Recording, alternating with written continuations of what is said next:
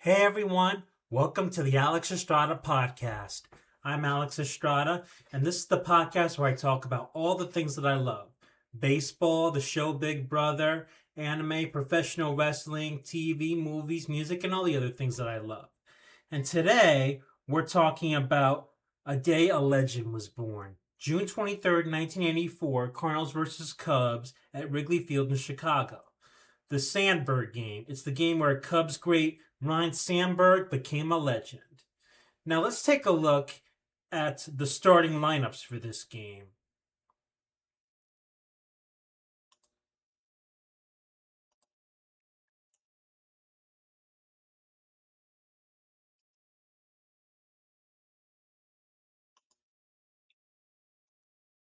Here's the Cardinals starting lineup. Most of their 1982 World Championship team is still there. Lonnie and Ozzie Smith at the top, no relation.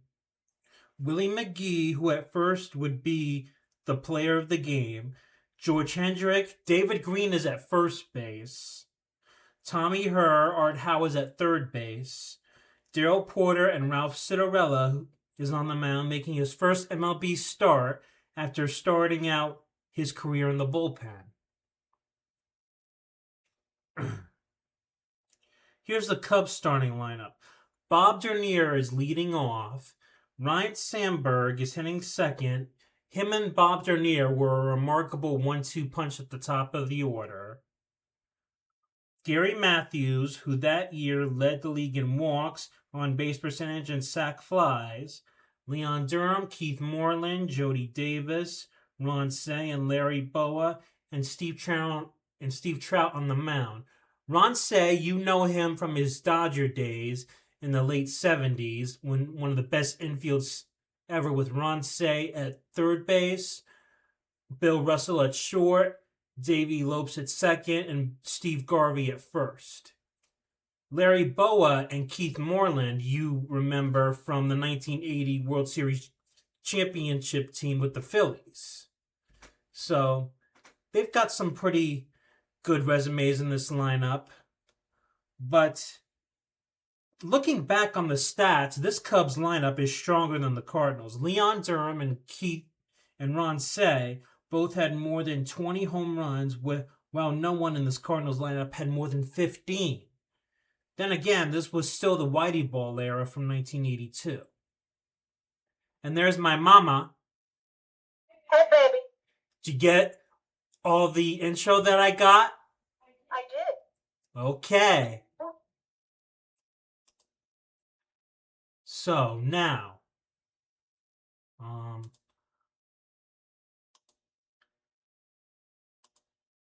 are we ready to watch the Sandberg game? Yeah, baby. Okay. So this was NBC's Game of the Week, and 38,000 people were at this game, and boy, were they loud. All right, let's get to the game with Bob Costas and Tony Kubek at the mic.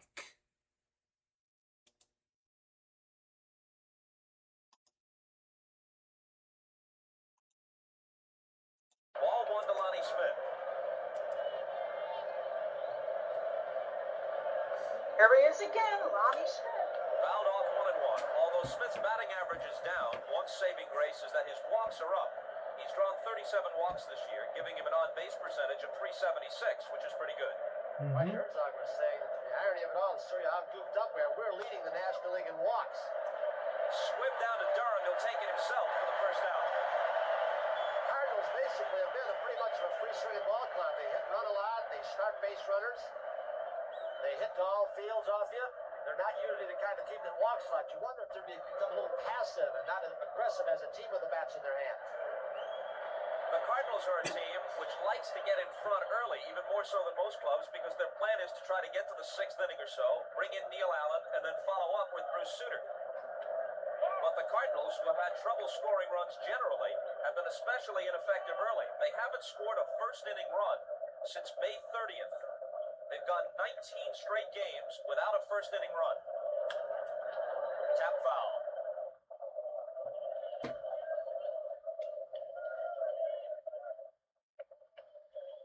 Steve Trout is 26 years old, 6'4" and 189.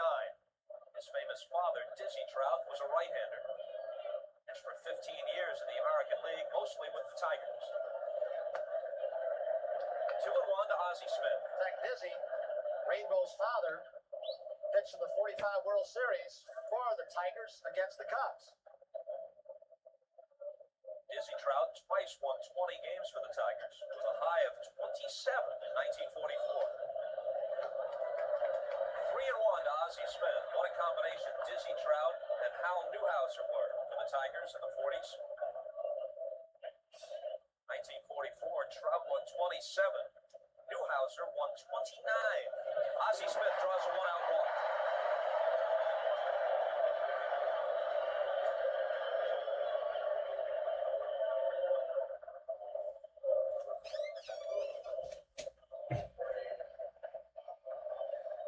Nick Leyva is the first base coach, down there with Ozzie Smith. Hal Lanier, the Cardinal coach, at third.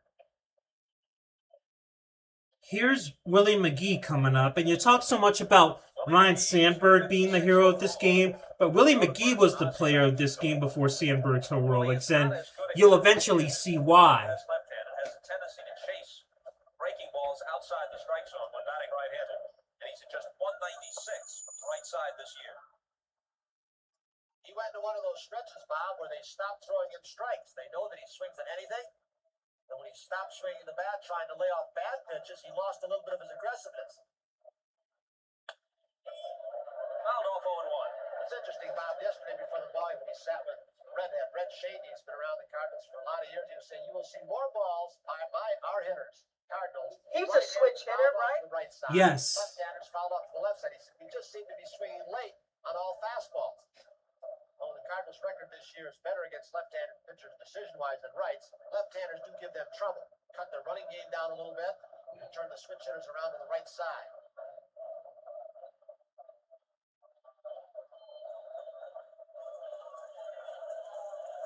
0-1 pitch to Willie McGee from Steve Trout. False start had Larry Bow out of position. Trout sped up his delivery. Sped up his delivery just a little bit. What happens is, we'll show you from our left center field camera, Trout varied his rhythm, but that little move got Larry Bow about 4 steps out of position had the ball been hit to the left side. Little tap, Say comes in and fields it. No chance at second, retires McGee at first. On a little dribble like that, there's no way you're gonna get Ozzie Smith at second to go for a double play. Cubs defense generally, you've talked about his consecutive game errorless Ron streak. said this is probably toward the end of his career, right? That's correct. Don Money holds the Major League record. But they don't make a whole lot of errors. They won about 10 consecutive games. Errorless ball. They don't cover a whole lot of ground on the left side or left or right center, right field. They don't miss many. So now Hendrick with 2 out and a man at second. Ball 1 to him. There's some concern now with Mel Hall having been dealt to Cleveland. That outside of Bob Dernier, the Cubs are sorely lacking in outfield speed, with Dernier flanked by Matthews in left and Moreland in right, and they think it might hurt them, especially on the road on AstroTurf. Well, tomorrow, Henry Cotto will be called back up from the minor leagues. There's a 10-day waiver period. That's up tomorrow because That's what I thought too. some speed if they need it late in the ball game. Outstanding. You like skip. Yeah. 1-1 now to Hendrick as we pause briefly for station identification on the NBC television network.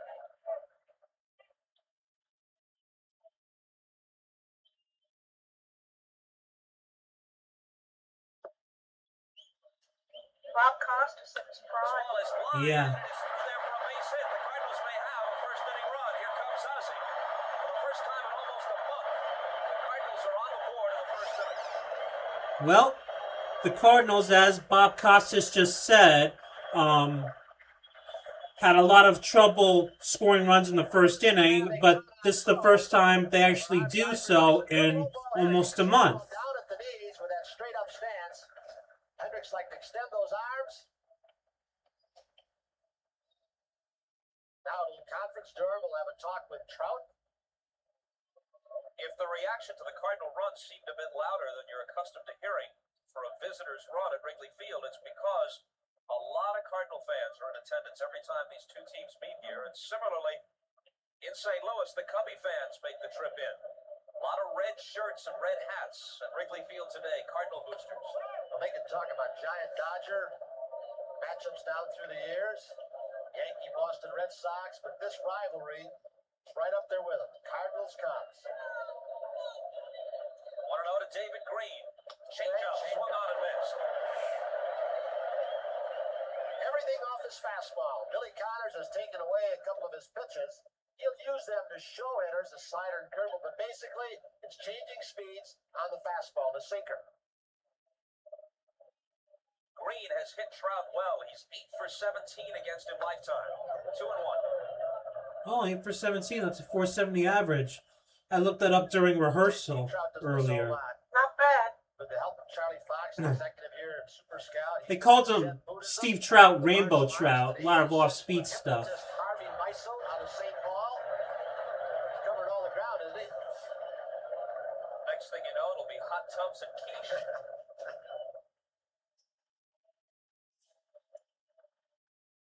He has been known as a flake, and I mean that in a pleasant fashion. Stage 2 fighting Whitey Herzog, who just a couple of years ago won a World's Championship with basically the same ball club.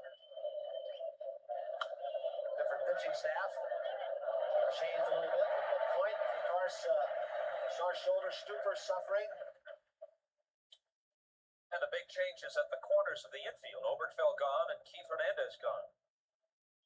Payoff pitch with the runner going, and Green is a strikeout victim. But the Cardinals touch Trout for a run on the top of the first on the RBI single by Hendrick. Lead it 1-0 with the Cubs coming up at Wrigley.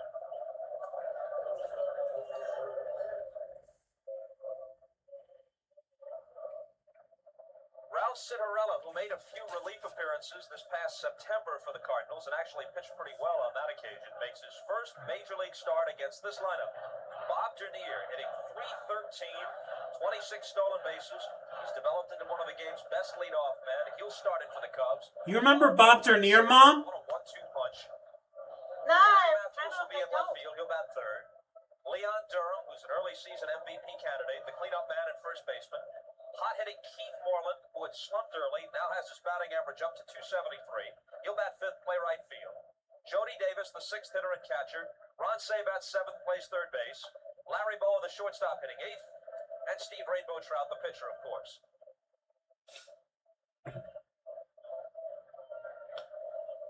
Citarella, his first major league start, will have this defense behind him, an awful lot of speed. Lonnie Smith at left, Willie McGee with a Gold Glove in center field, George Hendrick right field, Art Howe at third, the Wiz, Wizard of Oz, Ozzie Smith at shortstop, Tommy Herr, recovering from knee surgery 3 times. He's had that done. His range has been cut just a little bit, or more his quickness, but he's still an outstanding second baseman. David Green at first base, Darrell Porter the catcher.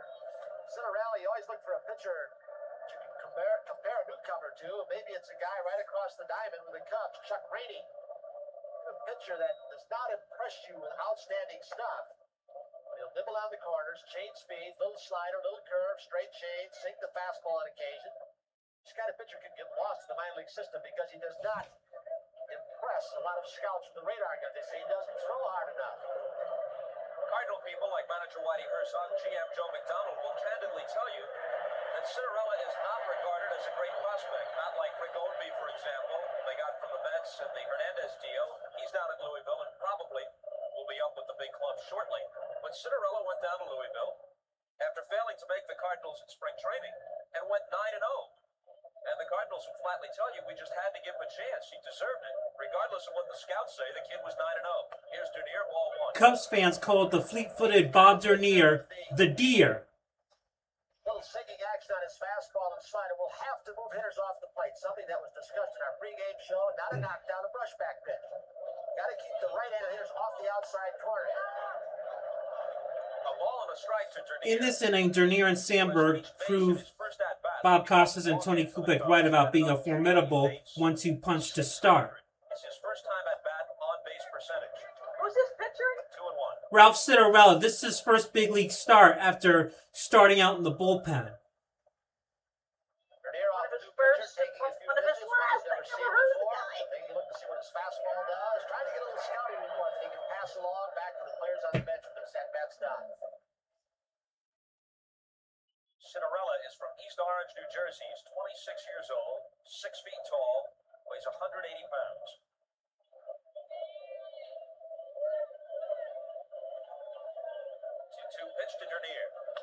Line drive, and he's on base again to start the game. Lonnie Smith fields it. Big turn by Dernier, and he settles for a single.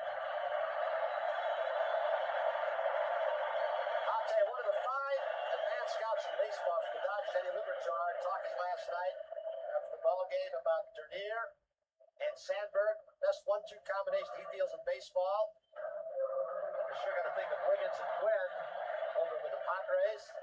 What about Whitaker and Trammell in Detroit? Yeah. It's not bad either, is it? They give you an argument, but Dernier and Sandberg rank right up there.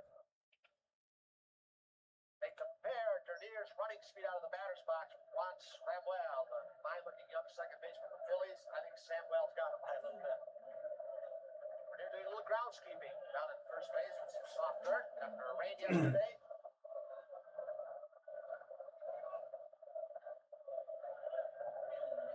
Sandberg had 4 hits Thursday in a loss at Pittsburgh, including a home run. Had 3 hits yesterday against the Cardinals. Ball one high. Interesting to watch base stealers like Dernier. He's got, the last time he had that left arm cocked to get that arm thrust. Turn that upper body, get that crossover step. The great Lou Brock.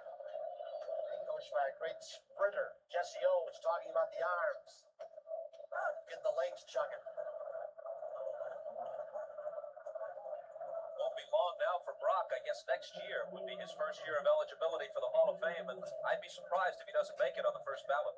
Let me see if Lou Brock did make it on the first ballot. Sandberg, who can take the ball the opposite way, hit the gap, has learned to look for pitches and situations. This is one of them. 1-0 where he'll drive the ball more.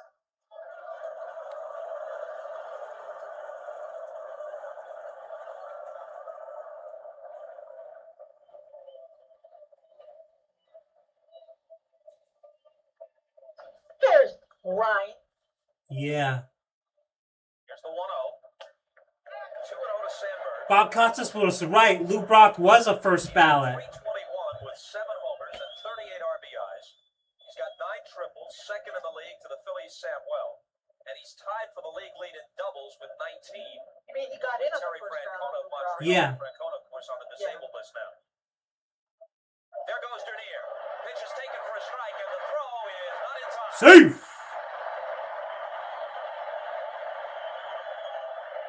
Darryl Porter did all he could. Like I said, Bob Dernier was fleet-footed. That's why they called him the Deer. Got rid of the ball in a hurry, made the perfect throw, but Dernier stole it off Cinderella. Her covering the bag. Here it is from left center field.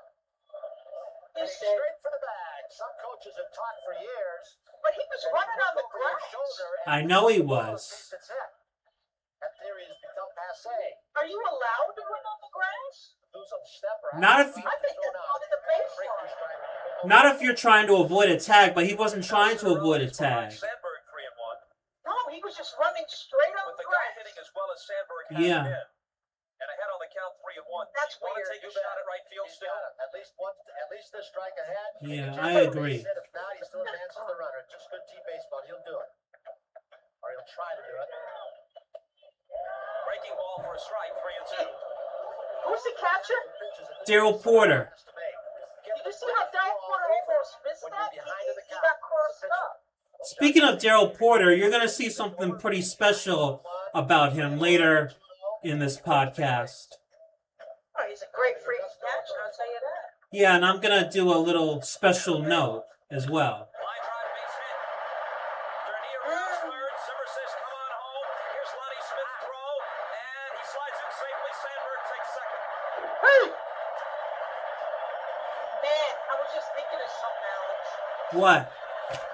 Remember the hit that Alvarez took yesterday? Yeah. Darryl Porter would have been back on this. Oh, You know boy. why? Because he only has the regular baseball cap, not a hard helmet. Oh. He would have been not freaking us punches.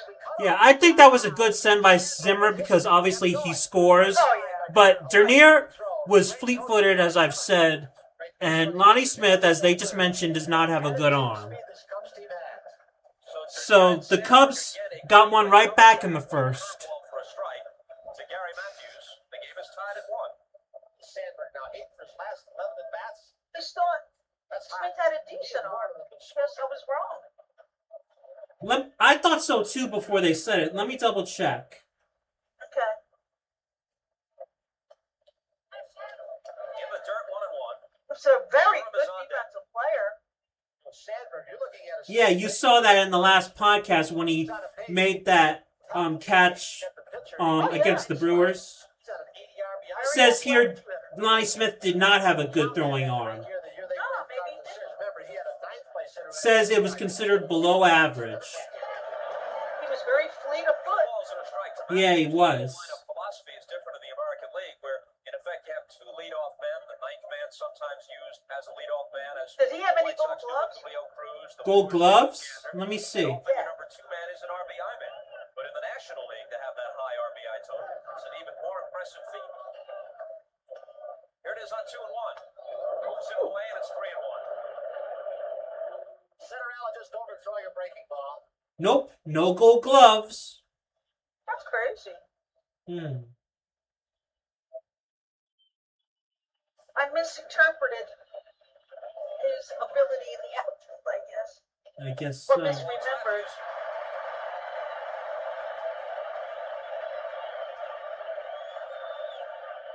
Dernier singled, stole second. Sandberg drove a 3-2 pitch through the hole into left field. This guy's Dernier scored Vanilla ahead of Candle, Smith's whatever the throw, hell with his name Sandberg is. taking second. Cinderella? Not very good, is he? Yeah, not very The good, batter, is he? 2-1, nobody out of the game, tied at 1. Yeah, he's not. So Cinderella's in trouble early, as you just mentioned. He's already given up a run on 2 hits, and he just walked Gary Matthews. And don't forget, this is his first start. Herzog talking about losing yesterday and picking up a half a game on the Phillies in standings. We need more off days. We might win this thing. He's losing a doubleheader to the Pirates. Ball 1 to Durham. The Bull was slumping before the last couple of games. He was 0 for 17, then had a double Thursday against Pittsburgh. 2 hits and an RBI here yesterday.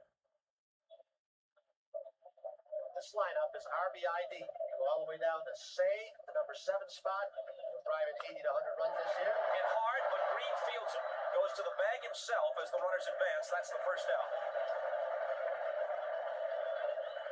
The tall grass slowed it down just enough. Green made a good quick start on it, though. His get ready position. Wait, yes. What? Experiment. What year is this again? 84. At first base. Apparently it's over. Mets had Keith at 84? Started off well, David Green. Went into a tailspin, then went into the Who? When did the Mets get Keith? He's coming back. They got him in 83. Oh, it was the year for 3? Right So now, he was there for 3 years before they won? talking about Wow. who's red hot. Yeah. He's got Davis, who may be a little bit more of a double play possibility, although he's swinging the bat well. Just getting the signal straight with Cinderella. Also the switches of sides to clarify that with a runner at second again. With the possible exception of Boa and, of course, the pitcher spot, there isn't a soft spot in this Cub lineup. Well, there is, but they can bring some bats off the bench. Red hot Richie Hebner, Johnstone, Hassey. Back. Moreland had been platooning with Mel Hall before the deal. Now he'll get a chance to play pretty much every day. Dallas Green, Jim Finks, one of the executive here, making some important trades. Controversial one recently with Cleveland. They have strengthened this ball club in every area. Bullpen, starting pitching. Get Sanderson and Woodford back. They can cause a lot more trouble. He gets the curve over. It's 1-1. Well, both Ruthven and Sanderson have been throwing before games, and they're optimistic about an early return. Sanderson back problems. Ruthven had some surgery for blockage in his right shoulder.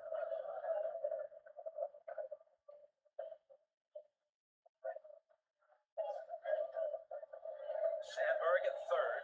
Matthews at second with 1 out. And 2-1 the count to Moreland. Moreland attributes his recent hot streak, first of all, to playing every day, improving his confidence, seeing more live pitching instead of... You know, Mom, eventually, later on in the season, Keith Moreland got into a fight with the Mets' Ed Lynch.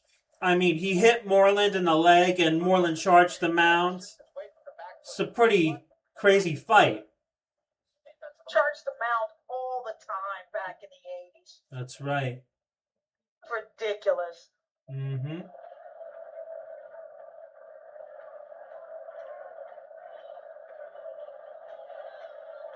And the 2-1 pitch. Taken high, 3-1.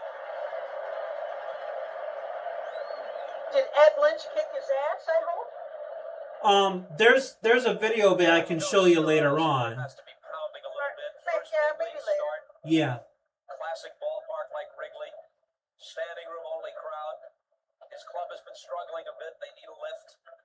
Now he's in a first inning jam Against a good hitting ball club. Well, he threw it past him, 3-2. And that wasn't the only fight Ed Lynch got into when he was with the Mets. In '85 at Dodger Stadium, he got into it with Mariano Duncan. Coming out of the bullpen, a control pitcher basically. Lynch being such a Get hothead. their feet on the ground. Yeah. I mean, and Lynch asked for that one.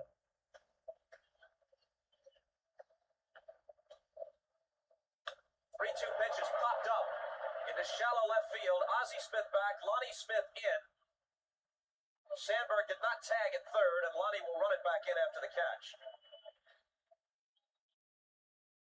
Usually a tricky wind here in Wrigley Field. How was Ed Lynch looking for that Left one? field, it'll move over as the game Well, he had just struck out Mariano Duncan, and he said something to Duncan, and he motioned like this as if to say, "Get over here." Kind of like sit down, bitch. And Probably there's a told alert when Jody Probably. Davis comes to the plate.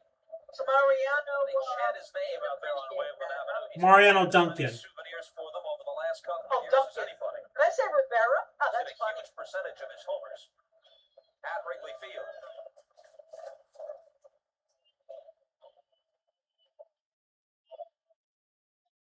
Ball one to Davis. Davis, who last year tired during the heat with all the day baseball here. He actually played in a 151 ball game. He caught 135 and parts of others in pinch hit. He went about 6 weeks without any home runs. His RBI total dropped. That's where Cassie should help. He came over from Cleveland. 2-0 is the count.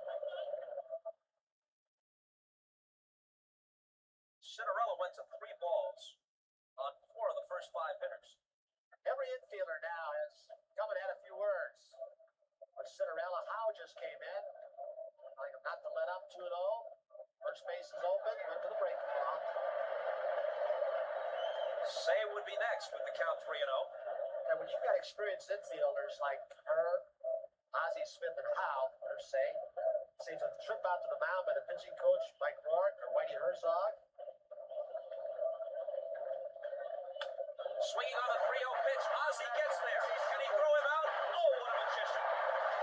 The Wizard of Oz working his magic. Listen to the Cardinal fans and even very, very If that gets by him, that's 2 runs. Well, it could have been a whole lot worse for Cinderella. Did you see that, Mama? 1-run scoring. Coming up next, the great champion comes to a special Saturday edition of That was amazing. And here's a preview. Well, the game's all tied up at 1, but as Bob Costas and Tony Kubek are saying right now, it definitely could have been worse. Until the Wizard, Ozzie Smith, with a little help from the tall grass, with that quick start, acrobatic agility, he just robs a base hit, 2 RBIs from Davis. Marvelous player. By the way, on that fly ball earlier, I think by Ron Say, if Sandberg had tagged and tried to score, he would have been a dead duck. Yeah, Tommy Hurt even starts it for the Ryne Cardinals in the second against Trout and takes a strike. too It shallow. was interesting, Bob. Yep. You saw the 82 World Series, Cardinals against the Brewers, how deeply Smith played against the Brewer ball on the artificial surface. You can see on the dirt with the high grass, he's playing almost halfway to a slow runner like Davis. Cut down the angle off the bat. They're on the fewer steps. Right through the wickets. And a leadoff single for watching cricket lately? Well, you take a look at this replay if we have it. It splits the legs of Rainbow Trout for a leadoff single. They call him Rainbow Trout. That ball went right through the rainbow. But some people feel, in fact, Bruce Sutter before the game was talking about why he thinks the ball over the last few years is livelier. Not because home runs are going farther, he said because more pitchers are getting hit, more good infielders are getting eaten up by ground balls that they used to catch, and pitchers can't react to baseballs hit back at them like that. The veteran Art Howe now, as Hurst chased back. A walk. Joe West down at first base calls a balk on Trout. Wonder if it was because of the step. It may have been. Trout wants to know what. He is saying, I believe, that your right foot went beyond the pitcher's rubber. Once your lead foot for left-hander goes beyond to the outfield side of the pitcher's rubber, you've got to go home. You cannot go to first. And now Harvey is out explaining it to him. Watch the right foot. If that right foot went to the outfield side of the rubber, because the step was not too deceptive, he did not go too much toward home plate. It must have been the foot. The outfield side of the rubber. So a runner gets advanced to second on the ball.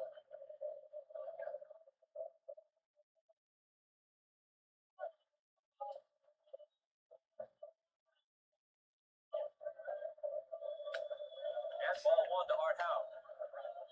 Two will be taking at least two shots to the opposite way, and he does this very well. A good role player, Art Howe. Played first base, pinch hitter for you. Played third base as he is today. Joe McDonald, the GM, says he's just a good man of the ball club. He knows the game. He helps our younger players. Had some very good years for Houston. Batting averages around 300. Yeah. 216 so far this year for the Cardinals. 2-0. And if you'll remember in the last podcast, he hit that RBI triple that gave the Astros a 5-2 lead in Game 5 of the LCS against the Phillies in 1980. All right. Spent a lot of time in the major leagues, hadn't he?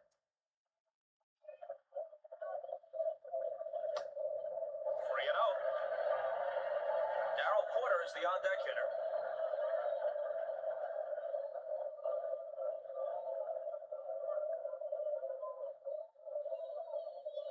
He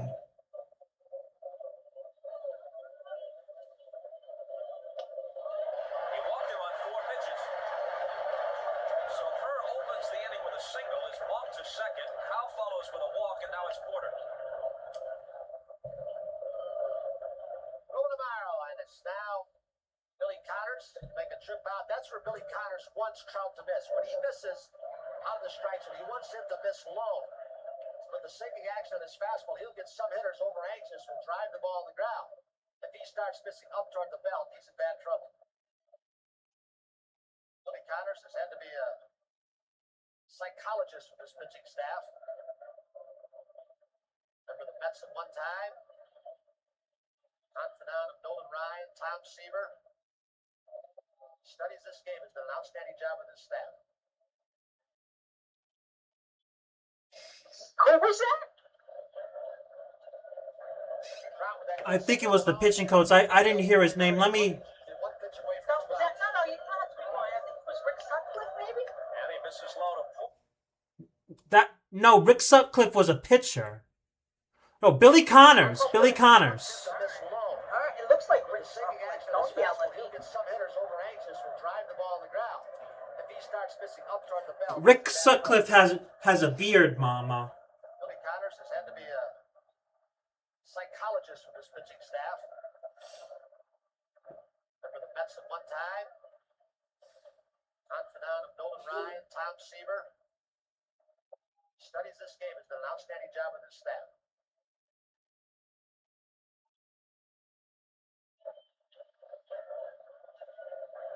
Trout with that good sinker ball can turn a double play or he's usually one pitch away from 2 outs.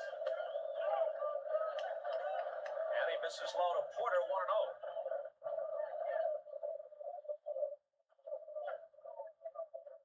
Porter has been one of the more consistent hitters on this Cardinal ball club. He's hit the ball hard, reflecting his 260-some average. Tries to go the opposite way down the left field line and out of play. The look on Porter is pretty much that he's a dead pull hitter, but remember the ball he hit in Game 2 of the World Series against the Brewers? On Don Sutton, as I recall, it really turned the series around because the Brewers were on the verge of blowing the Cardinals out. They'd won the first game 10-0 or 10-2, something like that, and were leading in the second game before Porter came through with that hit. Yeah.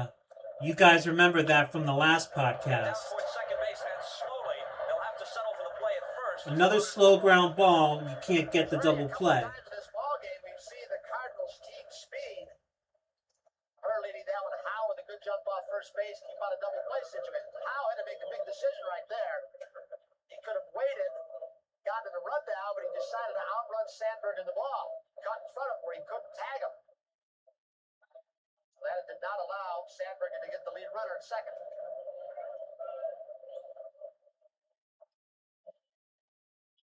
Cinderella had one major league at-bat last year. And this is his first in 84 as he taps it foul.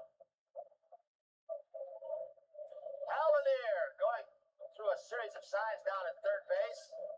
Always, of course, one out. Got to be alert for a squeeze play for Herzog. What'll happen is, catcher Jody Davis, no matter what he puts down, if the runner breaks off third base, Trout's job is to knock the right-handed hitter down.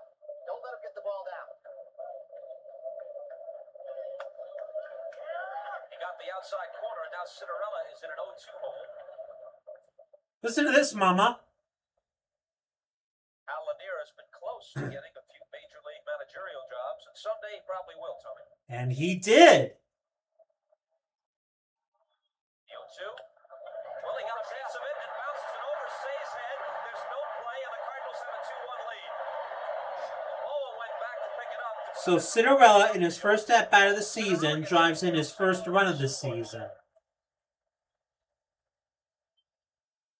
Trout did just what he wanted to do. Keep the sinker ball Oh, down. my buddy, Instead of getting caught in the Cinderella high grass, he bounced I'm it sorry? to our third service, and it was saved with 2 strikes, thinking, hey, what if they still decide to have a safety squeeze? Cut down his range a little bit. He couldn't get back, but Boa did save a run. Kept Howe at second base. Cinderella has to feel pretty good about things. He was really on the ropes just a few moments ago. Here's Lonnie Smith who fouls it off. Ozzie Smith bailed him out with a spectacular defensive play. Now he's able to help himself with a chop base hit. He was staring at a 3-1 deficit a few minutes ago, at least, and maybe more. Now he's ahead 2-1. And that gets by Say. Howe is around third. Lanier waves him home, and it's 3-1 St. Louis. Lonnie Smith was a really good player. I mean, he was also, there for quite a few championship teams with the Royals, the Cardinals, and the Phillies.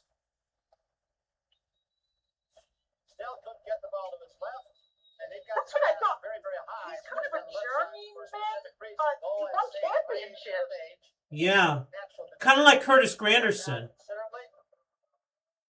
Exactly.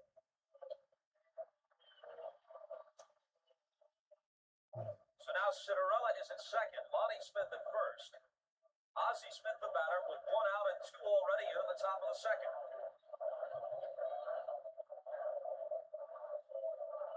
Ozzie has a pretty good at bat right here. A team that scores one in bunches. They don't have the home run power of the Cubs. This one is foul ball for strike one. Very quickly, Jim Fry's bullpen gets going.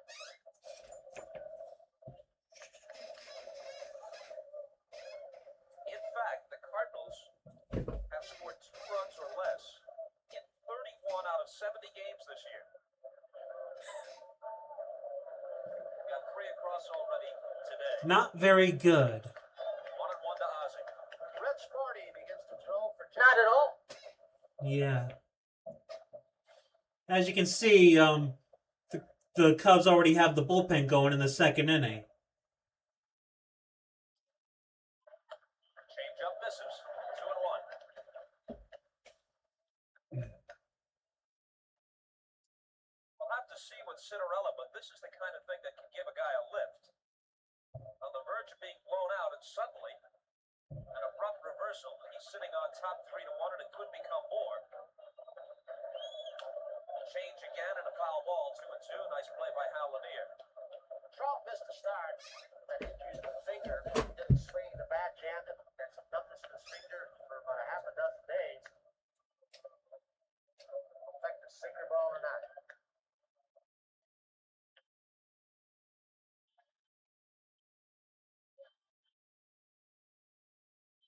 Ozzie asks for time. Willie McGee is on deck. Slick Willie. Yeah. Willie! Jammed him. Get another foul ball. Get another bat, Ozzie. You're all the way up here. A Trout waist. He must have about a 27-inch waist. Yeah, but look at his legs. They were just monstrous. He was so quick, so strong. Before that Yeah. game of the World Series, when he did his back flip, double black flip, right behind the pitcher's mound before Game 7 of the World Series started against Bucky. Must have been some kind of tumbler when he grew up went to high school. I've never seen anybody who can bounce up Now, after the diving play and release a throw more quickly than Smith.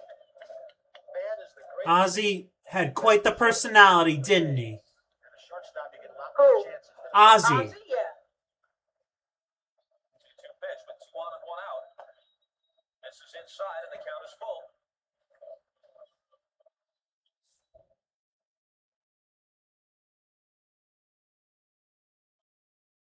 The last time Trout faced the Cardinals, he went the distance here at Wrigley in April.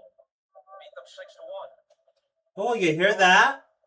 Misses ball 4. The base As Ozzie walks, that was a good at bat. Before today, the last time Steve Trout faced the Cardinals, he went the Rye distance. is at third. Lonnie Smith at second. Ozzie Smith, who was walked twice now, is at first. Well, after McGee, you've got the two big right-handed hitters, Hendrick and David Green. So, Trout has a problem with McGee. Could be it for him. Here's where Willie McGee puts the nail in Trout's coffin for the day and begins one of the best days of his career.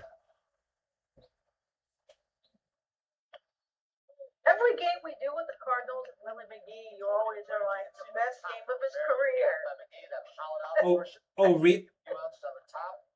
I'm joking with you, son. oh. But it just seems like he has great games on the ones that you do your podcast on. There it is down the line. Well, this is going to be 3 easy. Estrada scores. Lonnie Smith right behind him. Ozzie It's going to be a triple. It's Willie will be in McGee. with a triple. Standing up, And it's probably. 6-1 St. 6-1 St. Louis. Louis. I don't even think he slid. Yeah, and I just remembered, you might be right, Mom. I said the last time, when I talked about, when we did Game 7 and I talked about the game he had in Game 3. Yeah, but you know what that means, though? It's like he may not have had the best regular season statistics, but when it came playoff time, people forget about Willie Well, by the McGee time we and the get amount of playoff games he played. Marty will be ready. I wish I knew his exact numbers in the playoffs, because they're pretty spectacular, I would think. I'll look him up right now as Jim Fry takes out Steve Trout to bring in right-hander Rich Bordy. Sounds like a plan, Stan. George Hendrick takes a strike from Rich Bordy. The Cardinals chase Steve Trout, lead at 6-1 with Willie McGee at third base. Still only 1 out in the top half of the second. Comes infield in. Into short. He's coming home anyway. And that Ball takes throws speed for or Joe. something. Well, it was a ground out, but it got Willie McGee in, and now it's 7-1 Cardinals. And McGee, the contact play was on. If there had been no outs, he might have held. With 1 out, figure, well, as soon as the ball hits the bat, you take off running. You got a good walking lead, even though Bordy was pitching from the stretch. And Boa looked up, and McGee was already at home plate. So, Willie McGee hit 276 in the postseason. How many games? Bordy's been something How many of a star in games? this ball club. 54. Postseason. That's a good number. Very well. Two, Long or middle relief. how many? Got 54. some starts until they got sucked in. How many How many steals stolen bases? in the playoffs? 8. 6'7", Smith is about 6'5", And what about RBIs? 23. Came down there to join them. Of course, he's in the starting rotation. He's about 6'7". That's pretty good. Yeah. Throws Green out for the Cardinals. Sent He's, 9 men listen, and scores I thought he was 6 a little times. better in Out there average. second. You know, to be very relaxed. But the RBIs, how many? I wonder what his runners in scoring position was. Yeah. It doesn't have it on here. But in any Probably not. I don't know if they kept that stuff back then. Yeah. In any case, the Cubs went down 1-2-3 in the bottom of the second. Neither team scores in the third or the fourth. So we go to the fifth inning. It's still 7-1 Cardinals, but you already know it's not going to stay that way. Otherwise, why are we even talking about this game? Okay. What inning we in, bro? We are moving ahead to the fifth inning. And just give me an idea of the final score. Right now it's 7-1 Cardinals. What was the final score? What was the final score? That is my question. That is her question. Oh, hi, Dad. There's my dad, Ed. Hello. And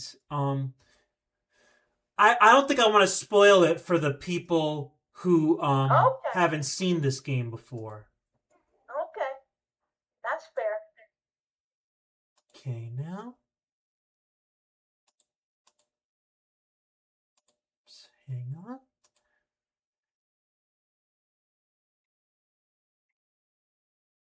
We're now in the top of the fifth with David Green leading off.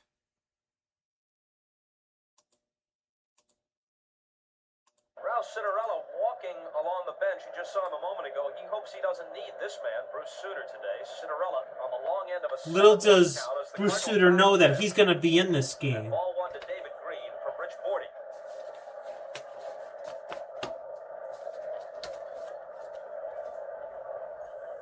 Gotta tell you, I don't remember anybody back named David Green.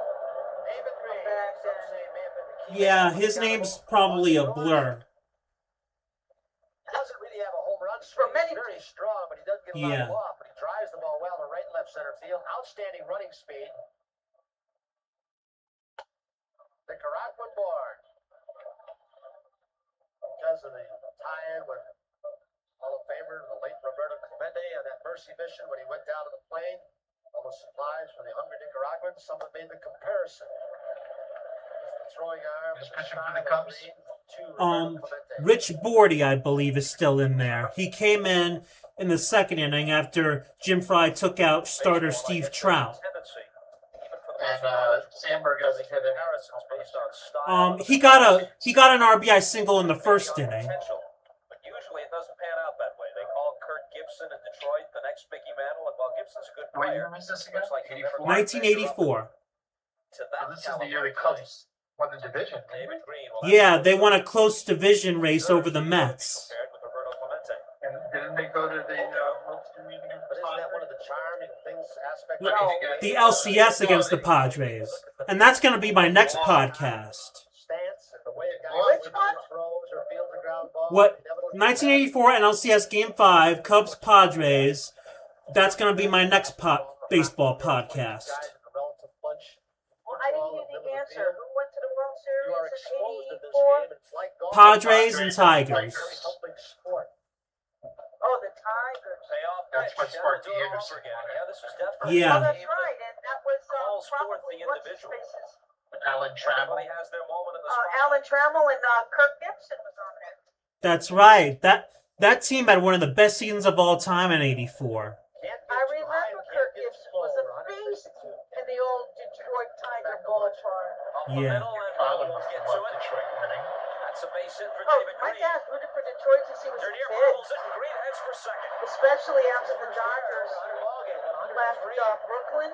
Yeah. He latched on to the I Tigers. think Green forced that error. He And, took such a then wide came the turn Mets, when he but he really always had liked no the reasonable Tigers. chance to get the second if the ball was Now watch this. Watch the center fielder Bob Denier. for just a second before he fully has control of it. He took his eye off the ball before he had it. That's what enabled David Green to get to second. And another one of Clemente's trademark, you can still see him, I'm sure, rounding Even first Tony base Kubek thing, huh? and coming into that slide halfway between first and second when the outfielder fielded it clean and then he double back to first. Is he still alive, Tony Kubek? God bless So his a heart. single and an Yeah, error he is is. Strike one on the foul ball. He gotta be old. Yeah. He was young though back then. How much better He the was Cardinals also a have done player. away from Busch Stadium Huh? Yeah, but he in terms of but offense. he had a Nearly 50 season points higher on Yes. the team batting ending average. injury with the Better than a balls run in a the game throat. more on the road. Career. Dernier, Yeah, that was on my first No, podcast, if you career ending. remember. That's what I meant second to say. games, not Yeah, there. career ending. It didn't end his career, but it just ended up destroying it. It made him retire at the age of 29. Wow, that's young. He was a good player. Yeah. Yeah, so that's why he was very young as a Well, we broadcaster. were here a week ago. Yeah. Yeah, and in 57, he was one of the few rookies to hit 2 home runs in a World Series against the Milwaukee Braves. He's 90 years old. He's going to be 91 in October. Second, so early blowouts have been the trend for the Cubs on national TV of late.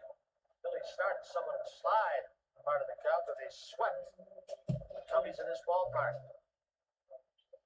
A called third strike to Tommy Harris. Where was that? Those you don't mind if in fact it was on the strike zone when you're hit by. Let's see where this pitch is. Jody Davis sets up.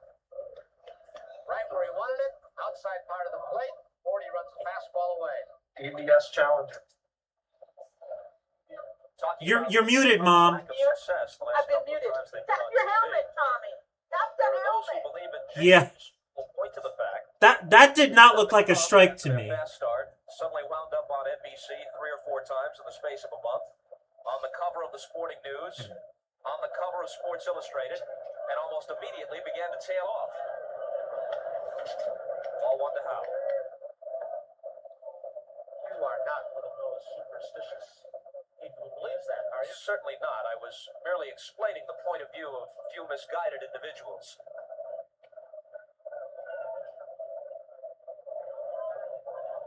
1-0 to Howe. Down to Say.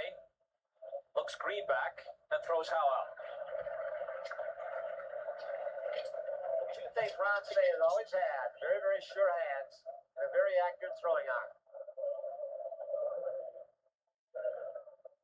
And in spite of a man nicknamed Kendrick Tom Lasorda says you think of him not having Has not made an error since first game this year. That's 57 games. covered a little more ground now. They're playing on a pretty rocky infield. What do you think of that? Ron Say, you said, wasn't all that good. I mean, as a fielder, I believe. Last year, Say ended up with no Brady RBIs. Remember that back then, Marion. the field weren't as pristine as they are now. Oh. And this year, Say's average is low, but his A lot power of bad times, respectable. He's got a lot 10 of- homers. And he's driven in 40, although his batting average is under 240. He is one of those who down through the years has disproved the value of a high batting average. In one run production, Ron Say's always given it. Morty misses high with the change. It's 2-0 to Porter. And now they're just going to walk him. They'll go ahead and throw the other. Yeah, at first they were going to pitch to Porter, but after 2 straight balls, they just decided to walk him and go to the pitcher who's on deck. Look at the numbers in 1 year that Darryl Porter had. The Kansas City Royals, 1979, he walked 121 times. Had 112 Darryl RBIs, Porter, and he scored 101 I runs. believe, Here that he hit is 291. probably one of the most Outstanding. unappreciated catchers in Major League Baseball history. Yeah. We will talk about him a little later on in this podcast, and that's what I'll do my That special single message. shot back in the second inning over Say's head. It was a big part of a 6-run Cardinal outburst. They lead at 7-1. 0-2. And you can bet that if he does pick up the win in this ball game, the thing you'll want to talk about is his RBI single. Was Hernandez on the? No, he was at the Mets already. That's right. He might owe Ozzie Smith a dinner as well. 1-2. So let me guess. You haven't told me the lineup, so I'm going to guess your Like Cardinal anything coming to play lineup. with Oh, okay. Ozzie Smith was there. It's like that space. I don't think you're gonna get it. Back Oh, up. All right. Ozzie Have at Smith it. was there. Darrell barely gets a Porter piece was of the it. catcher. McGee was there. Was Notice George a lot of Hendrick pitchers, there? especially those that don't bat very often. George Hendrick was there, so that's 2 of They're the 3 already ready to bail outfielders. out in their stance, with their position. Their They're set third to take that step baseman in the bucket was it almost right away. Oberkefell? Who?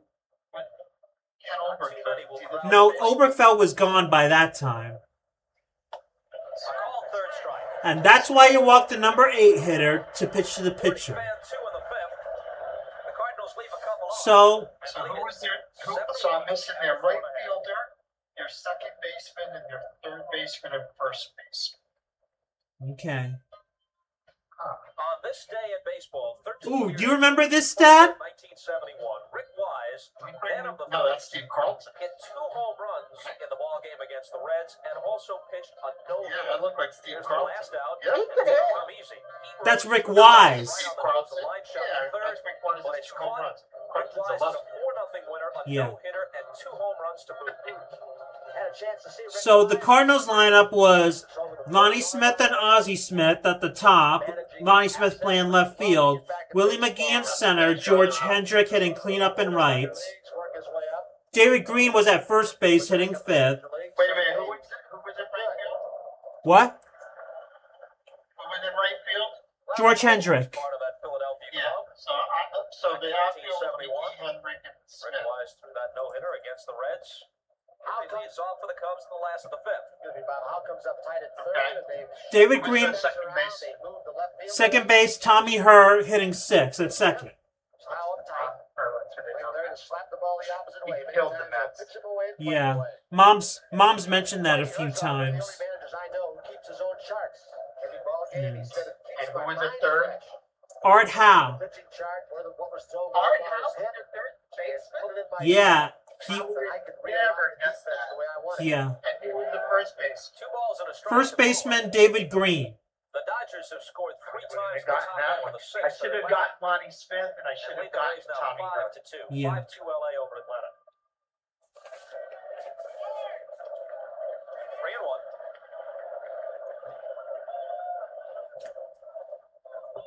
So, pinch hitter will be next. So here's Larry Boa, Full count. best known for his days with the Phillies. Circle, he'll bat for Bordy.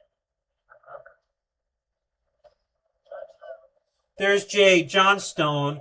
He's going to pinch hit for the pitcher, Rich Bordy. Little tapper towards second base. Hurry in quickly, and the flip to Green retires Bowen.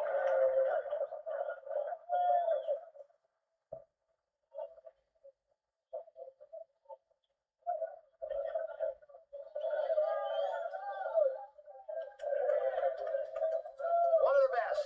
Even after 3 knee jobs, arthroscopic surgery on his knee, in the offseason again. Felt that after second knee operation, Tommy Herr tried to come back a little too Can you believe the amount of knee operations a lot of athletes, baseball players, and wrestlers, mostly catchers, have to have knee operations on their knees? And he takes a strike on the outside corner. Yeah, I mean, that's... Your legs are what...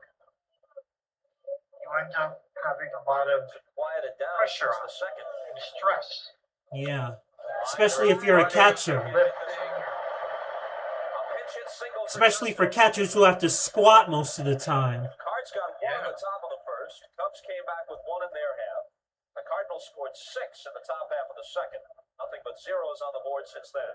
Lucky for the players in J.G. Malice's league, who were the members of the familiar trust, as you see Dickie Knowles warming up in the Cubs bullpen.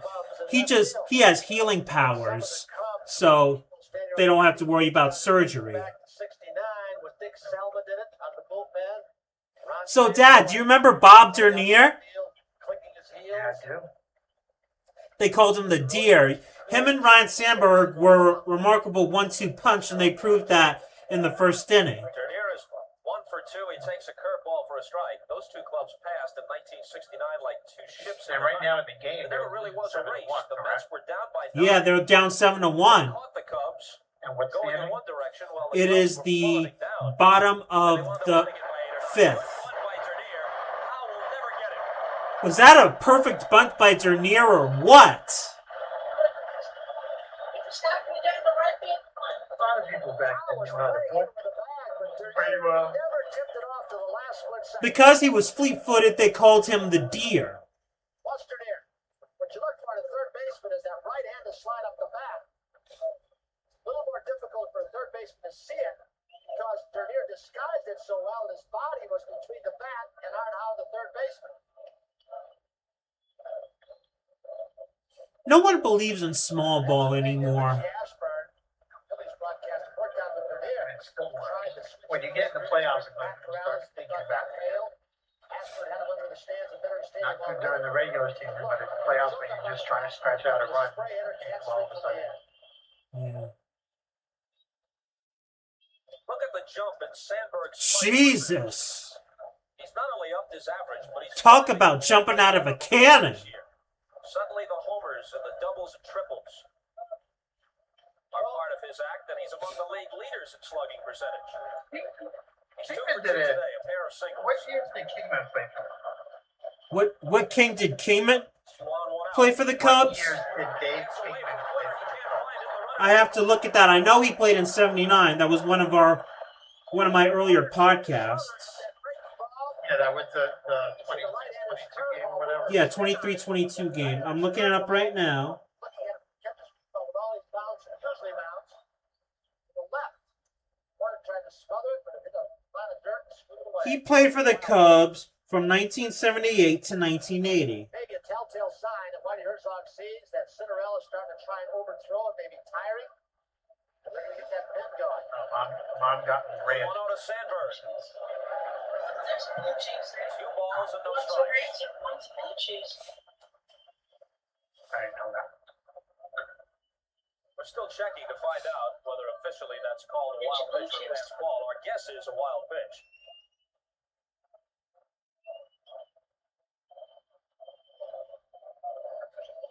Matthews is on deck. Sandberg asks for time. Durham would follow Matthews if they keep the inning alive.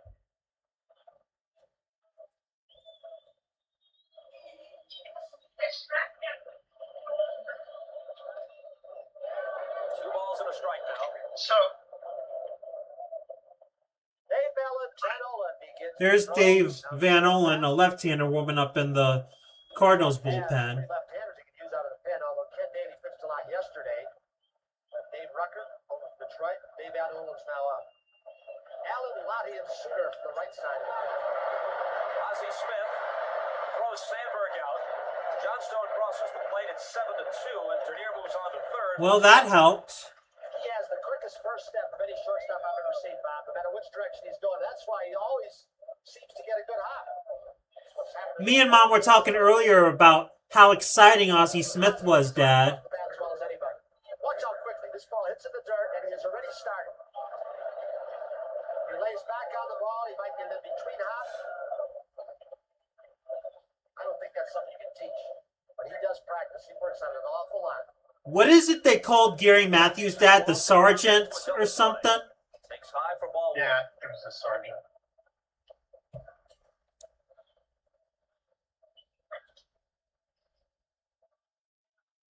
Well, yeah, this is really almost.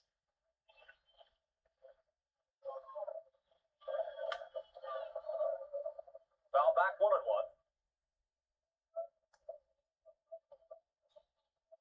Yeah, they called him Sarge. Yep. Cinderella needs to retire one more man in this inning to Gary officially Matthews. qualify to be the winning pitcher. 7-2 St. Louis, last half of the fifth. Man at third, 2 out. Curveball. I remember when I saw a play of him when he was with the Cardinals. Former Red Sox skipper. There was a line drive to center field.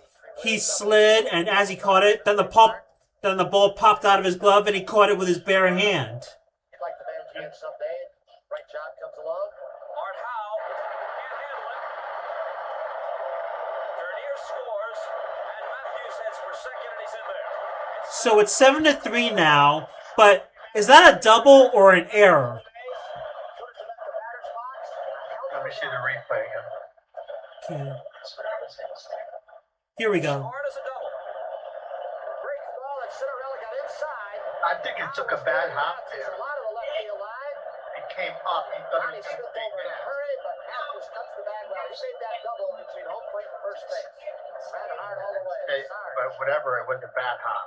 Yeah. But remember what I told you guys when I walked in about how the field weren't as good? But did he touch the ball? He did not. So that's a hit. Matthews' batting average going in about 270. There's Neil Allen. Oh, Neil Allen is warming up in the bullpen now. And almost sat down. Yes, we used to love Neil Allen. He was a good reliever. He was a closer. Yeah, he was. Well, Herzog would like Cinderella to get the And win. who did he get One swing traded of Durham's back. Keith. The Cubs within two. He got under it, and this should end the inning. Lonnie Smith says, "I'll take him," I think that and he does. Oh my God. Do you think? The Cubs Who else scored did we two trade to in the the last Cardinals? half of the fifth inning Besides, and close to within 7. I have to look that up again. Yeah, it was. There had to be more than one.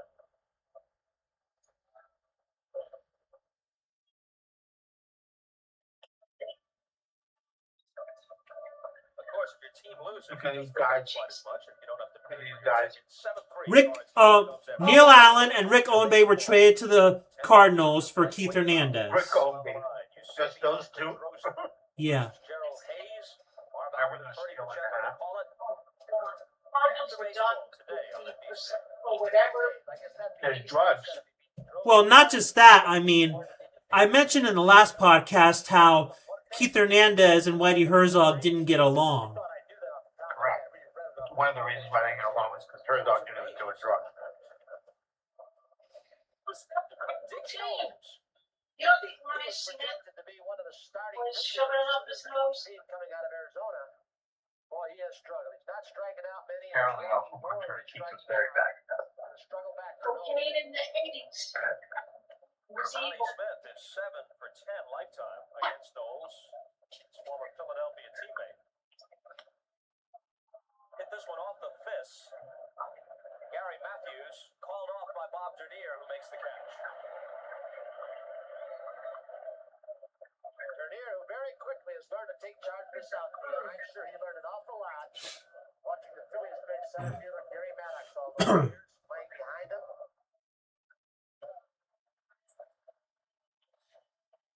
What's the Buckets was switch hitter too? Yeah. Dad, I don't think you answered me. Do you remember how exciting Ozzie Smith was? Left-hander was knocked out in the second. Absolutely. Yeah. And he was always a good player. Never showed up another team. Yeah. Just did his business. Mm-hmm. Played the game of baseball. Slapped into the Yeah. Cub dugout. Sent some scattering in there. Gotta be a towel class pretty soon. That's the traditional sign. Surrender. No, Cubs aren't in good mood today. Knowles always had a good fastball. Trouble controlling the breaking stuff. Throws for strikes. See how that fastball runs. I'm surprised Has tried to that my husband get him and son when he have not turns the commented ball over, but on goes my to fastball book where button the shape comes up. for That's the bunt. Yeah. There it this is. one. Save Oh. your hands and throw. No, I'm aware of it, Mom. And as you can see, first Bob Dernier did it. Now Ozzie Smith beat out a bunt to third. Uh-huh. They were lead a foot. Yeah. I don't know if you guys noticed, but you know who's coaching third base for the Cardinals in this game? Don't know. Hal Lanier. No. And Bob Costas mentioned earlier about Hal Lanier someday being a manager, and I said, and he did. Within 2 years. Yeah.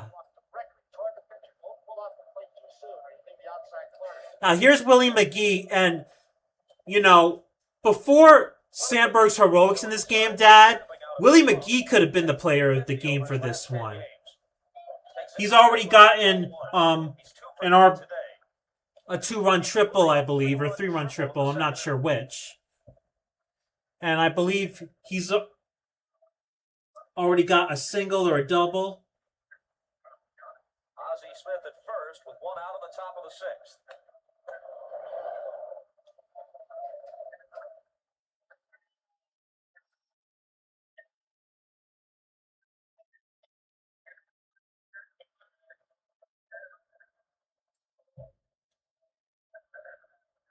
One to Willie. McGee's walked till he has 15 on There it is, a triple and a Doesn't single. sound like a lot. We were all 83, only got 26. I believe that was 2 RBIs he hit with the triple. He got just 12.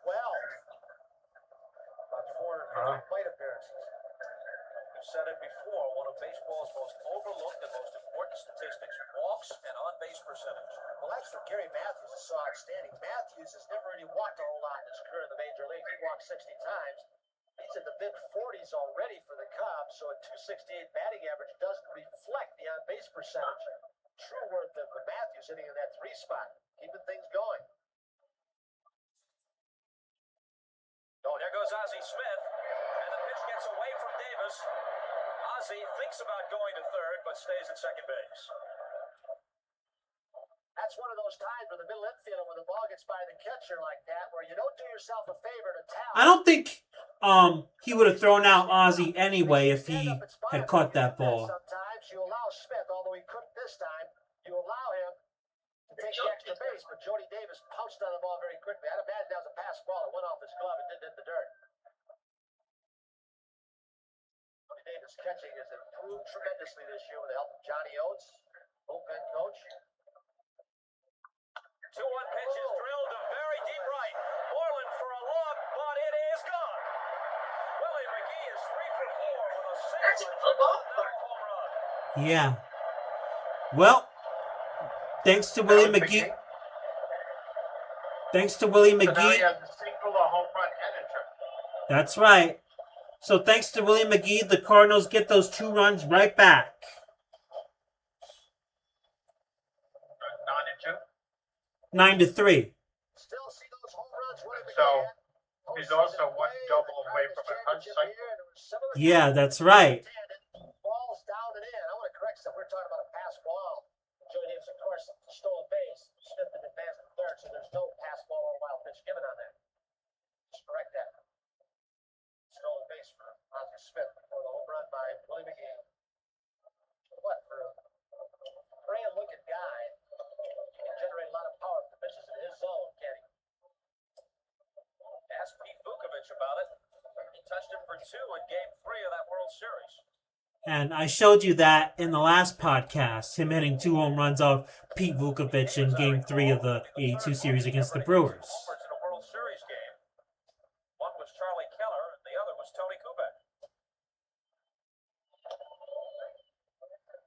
Hendrick draws a walk on 4 straight pitches. Mike McGee had a good for performance at Milwaukee in a series against the Yankees and Braves. That had to be satisfying for you because that's your hometown. Also from my father. Or as much so, playing professionally for the old Milwaukee Brewers, mid-30s. Next Saturday, the Braves or the Mets or the Yankees versus the Royals. Bob and I will be in Kansas City. Joe Garagiola, Vin Scully, be at Shea Stadium.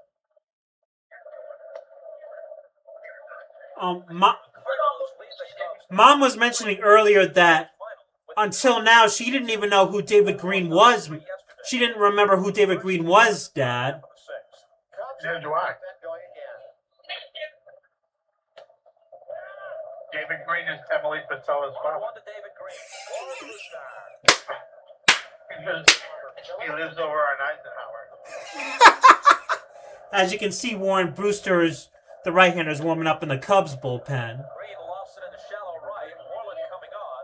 In the sun. And Keith Hasley. Sun of the wind and Moreland glasses down. There's Keith Moreland. We were talking earlier about Keith Moreland.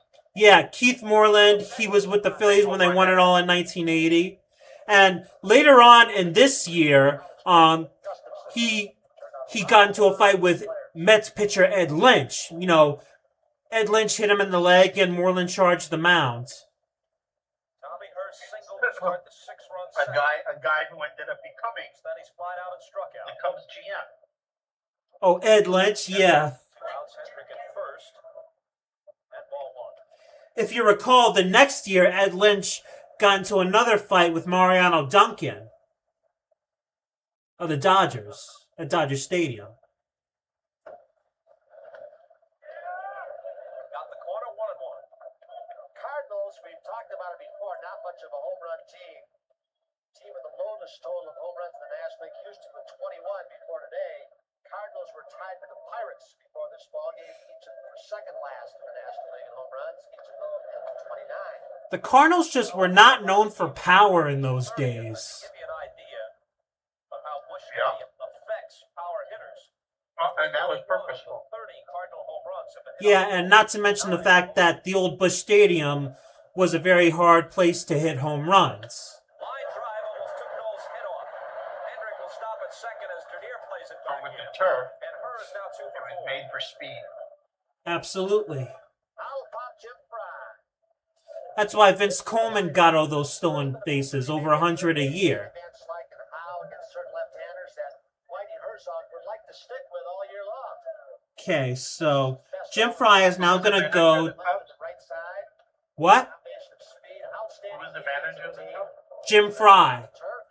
So Brewster will come in. So Jim Fry is now going to go to right-hander Warren Brewster. Knowles departs, Brewster enters, and we'll be right back.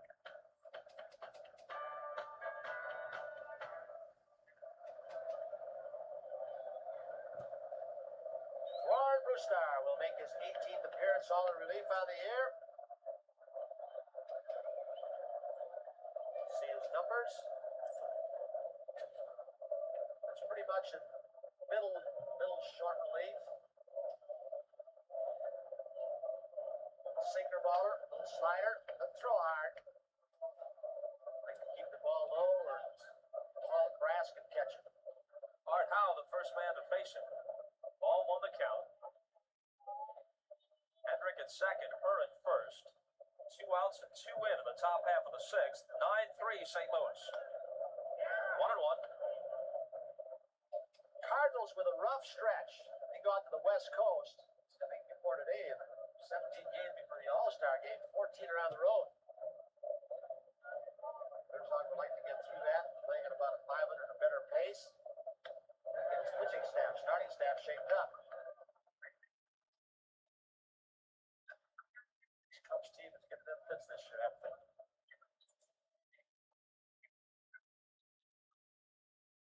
Cubs have won 7 of the first 10 games between these two teams. There's the 1-2 to Howe. Called third strike on the breaking ball. So Brewster is able to strike out Howe looking, but the Cubs are once again down by 6. The Cards tack 2 more on the board, lead at 9-3 after 5.5 at Wrigley Field. Opposite card. ART. A few years ago in Kansas City, this man found himself trapped in a monumental problem. He wrote a Yep. book about it. I asked him why. Listen to this. Well, Tony, I wrote the book because I know that there's a problem in America today with drugs and alcohol, really all over the world. And I've tried to really direct it to the youth of America and just show them exactly what drugs and alcohol did to me. I'm really not trying to preach to anybody in the book, but I want them to show the negative effects that drugs and alcohol can have on a human being. You know, you couldn't have Keith Hernandez on the same team with Jerome. Well, there were a few things about that. I wanted to pause that to say this. There were a few things about that. I mean, little did he know that his addictions would eventually take his life. And in 2002, he died of an overdose. I mean, it just like it has with so many people. I mean, it's just sad that it just doesn't stop. I mean, just look at so many other people it's killed. Elvis Presley, Whitney Houston, Ken Caminiti, Billy Martin. I can go on forever. Listen, if you or someone you know is struggling with an addiction to drugs or alcohol, please reach out before it's too late. Please contact your local drug abuse center or emergency medical facility. That was beautiful. I had to do it. He has come back from that, hasn't he? A problem that is a societal problem, not just an entertainer's problem or the entertainment field, which some people consider ball players to be. And I like the approach that the commissioner's office, Commissioner Bowie Kuhn, who's pioneered that program, has taken. They're no longer trying to beat people on the head. They're showing some compassion. Yes, there is discipline involved. They're trying to rehabilitate human beings. Aftercare. Strike one to Moreland, leading off the last half of the sixth. They'll be followed by Davis and Say. The Cubs are in a 6-run hole, 9-3 St. Louis. Look out. Look out. That was just a breaking ball or a changeup that somehow squirted out of his hands. Well, if it hit him, it wouldn't have hurt.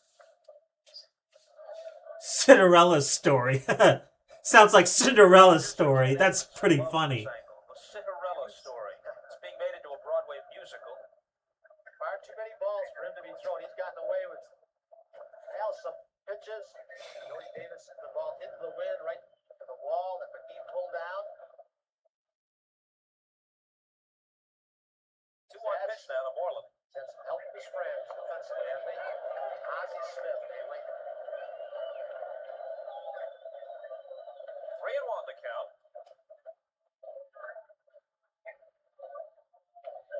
Still too early for Suter. Not too early for Neil Allen.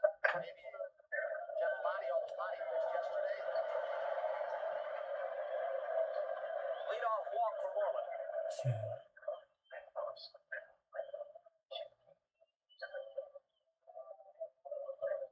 And now Mike Rourke, the pitching coach, makes the walk. Jody Davis is coming up. Do you remember Jody Davis, Dad?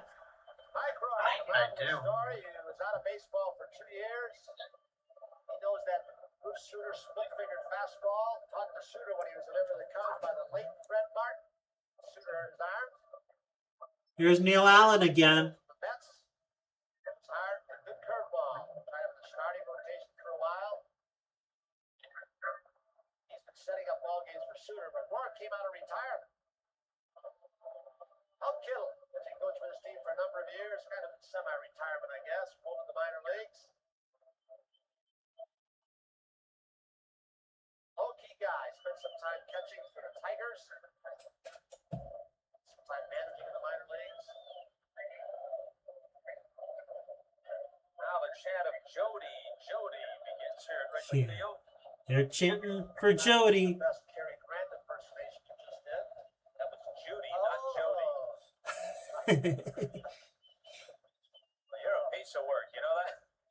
Like a fish, you get hooked so easily. Davis drove McGee to the wall in left center field. As Willie hauled down his long drive back in the fourth inning. Cubs bullpen in action once again. Cardinals a while ago. 0-1 pitch. 0-2.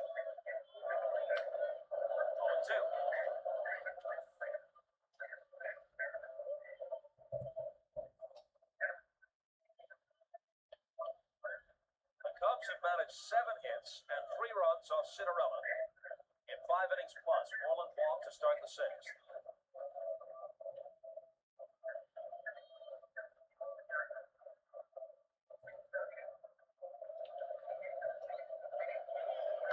Off-speed pitch for a ball third. That was a nasty breaking pitch, don't you think? That's what Cinderella does best. Change speed. Jody Davis had no chance. Hard I mean, look at to this. movement too hard early in the ball game. Excellent motion. Never change. No way he could have hit that motion pitch. when you take something off the curveball and boy, you hit a perfect spot also. Cinderella has fanned 3. He's walked only 2 despite the fact that he's gone to 3 balls on many hitters. He's thrown a lot of pitches, as Tony Kubek mentioned earlier. Say is 0 for 2. Hit him. Ooh. Spot two. Right on the hand. hurt. Body may not even go down to first base. Very, very solid. And a fastball in to move off the plate. Could be a bad one. By Say's reaction, that was Tony Garofalo. He's not the trainer, along with Jim Fry. Just trying See, to keep where's it the get him? outside part of the plate. He runs the fastball. You can see Ronnie not reacting quickly.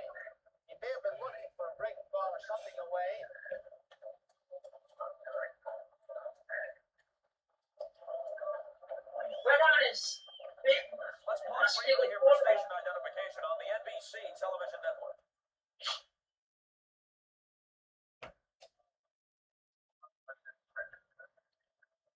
While they're tending to say Whitey Herzog is going to make a double switch, Art Howe was the last man to bat in the 6th inning. Andy Van Slyke is going to go in and replace him at third base, and Van Slyke will bat 9th. Cinderella, who stands to be the winning pitcher, leaves the game, and he'll be replaced by Neil Allen, and Allen will bat in the 7th spot of the order. So those who say that DH does not So at first, Ronce stays in the game, but eventually Richie Hebner is going to fill in for him as part of a double switch in the next inning. judgment when to take the pitcher out, not extend him too long. Neil Allen. Jesus, Richie Hebner. How old was he at that If time? you're with us in our his pregame commentary, how good this He bullpen's had to have been. been at the end of Allen his 3 runs, career. 1 loss. His 25th ball game, 25th appearance. While Allen gets warm, we have a chance to break away. The Cardinals lead at 9-3. The Cubs have 2 on with 1 out in the 6th.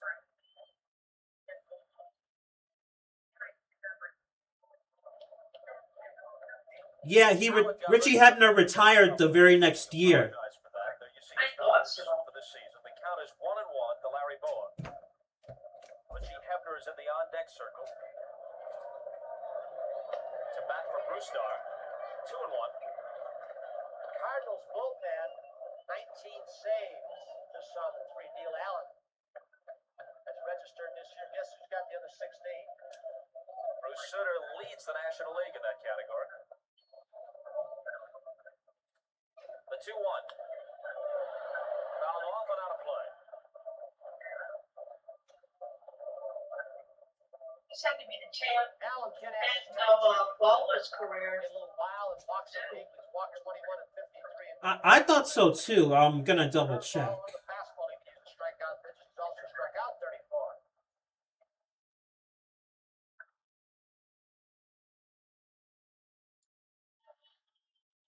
Yeah, he retired the very next year after a brief stint with the Mets. A walk to Moreland. And a hit batter.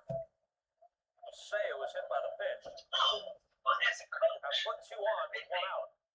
And now the count Maybe is as a 4-0. coach. In between Moreland's walk and I don't Sweeney remember again. him Davis actually struck out.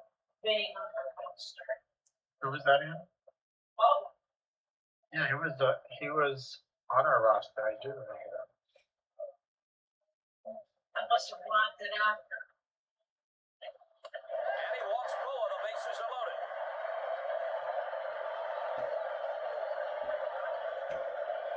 Hill coming, red hot back. Runners all move up 1. Don Zimmer alerting the third base runner Moreland. How many outs? Don't get doubled off on a line drive. Make sure the ball hits the ground first. Whitey Herzog checking the lineup cards. Jim Fry's got left, and he may send up return. Yeah, Richie Hebner's going to pinch hit, and he's eventually going to come into the game next inning as part of a double switch. Death ball hitter. Now he'll shoot the ball the opposite way on occasion. Like they're playing him a little bit over toward left center field. He in center. Takes high. Do you hear somebody On comes Mike in the Norman. crowd with a whistle? Try and get Allen down the strike zone. Listen, I hear it. Hefner pitch hitting. when he gets to the plate. Home run, 3 RBIs. He's 6 for 18. And overall, 368 as he's also played a little bit of third base. Ronce has been bothered off and on. If that wasn't today's standards, they'd take it away. Probably because it's distracting. Tried to read Mike Absolutely. West. When you, Body now pops when up. this comes in the down, ball game yesterday.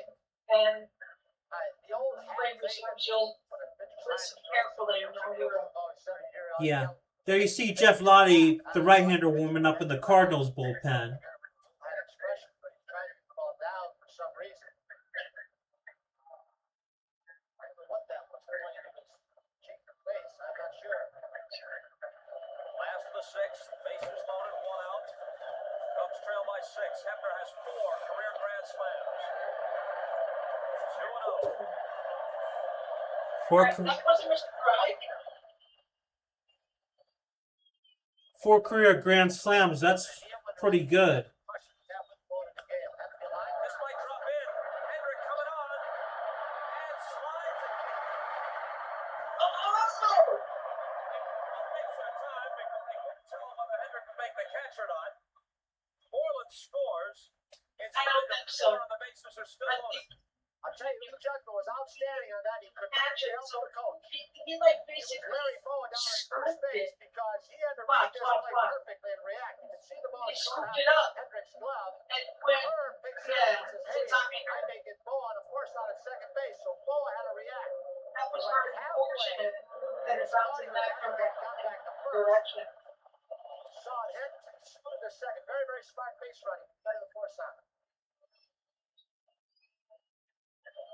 Now Dernier, who's 2 for 3, singled and stole a base in the first, struck out in the third, beat out a bunt in the fifth.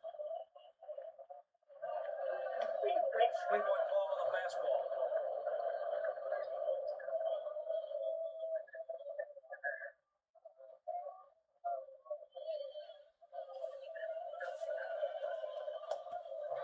Ball on a strike.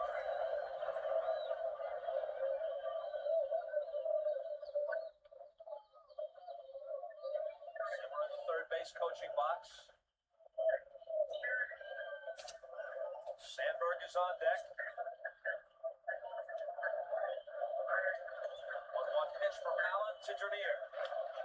Down the third base line, a fair ball, extra bases. 2 runs will score. Hebner winds up at third. It's a double for Dernier, and it's 9-6. Sandberg at the plate. Yeah.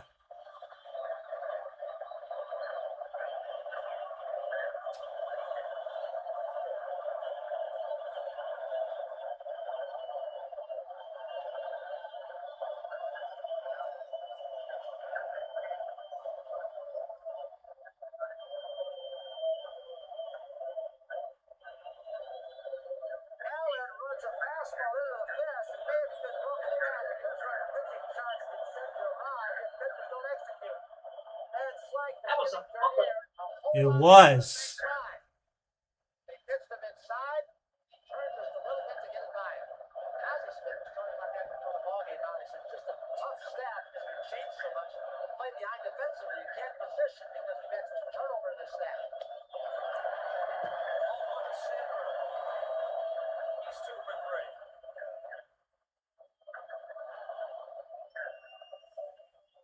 It's high run at the plate. Matthews on deck.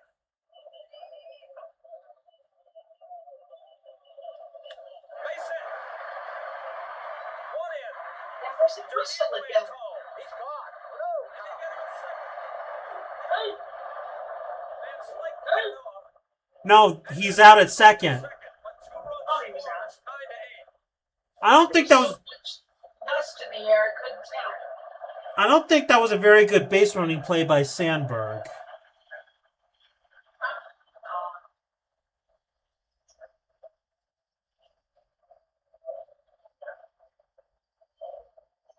There may have been a chance and a play at home plate to show you Van Slyke, and maybe with some help from Darryl Porter telling him to cut it off, they knew which one was the important run.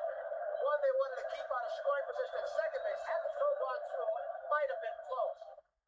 That one they cut down at second was important. Darryl Porter probably... Tony Kubek makes a good point, cutting it off to get Sandberg at second because he would have been the tying run. Thompson scored 5 in the 6th. 0-2 to Matthews. And the 2 guys who ignite their attack, Dernier and Sandberg, are a combined 6 for 8. They're each 3 for 4. Did you hear that? They're both Dernier and Sandberg are both 3 for 4. 1-2 pitch now to Matthews. Did he hold up? He didn't. Porter couldn't. So thanks to Hebner and Dernier and Sandberg, this is now a 1-run ball game. At first, it was a Cardinals runaway. We've got ourselves a ball game. It's 9-8 after 6. They're rocking at Wrigley, and we're coming back after this from your local station.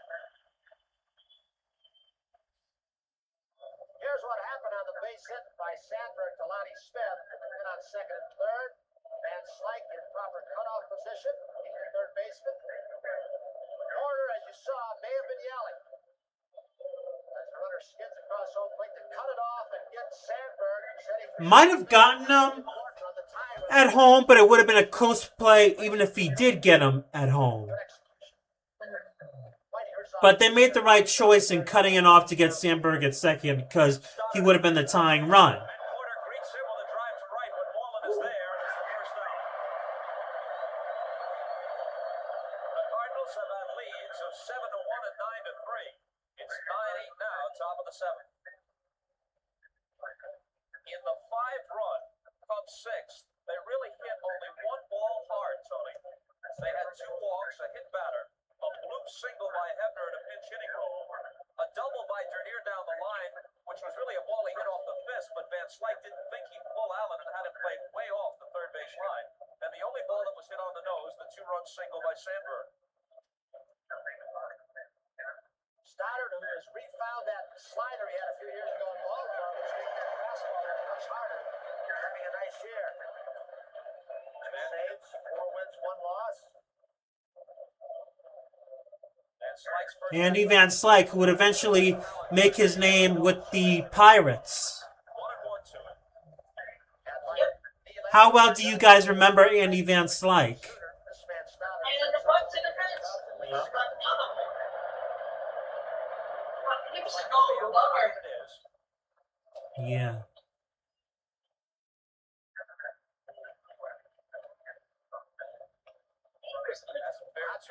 Teams as well.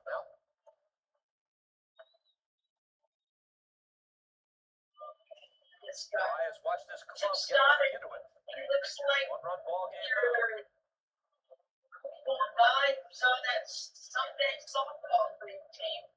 This is high 2-2. Van Slyke has started at 5 different positions this year. First base, third base, all 3 outfield.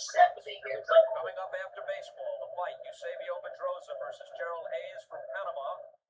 Right after baseball on NBC. No, he's strikeout leader. Bob Davidson down at third base. Says that Van Slyke went My apologies. Picture. That was a nasty pitch. Yeah.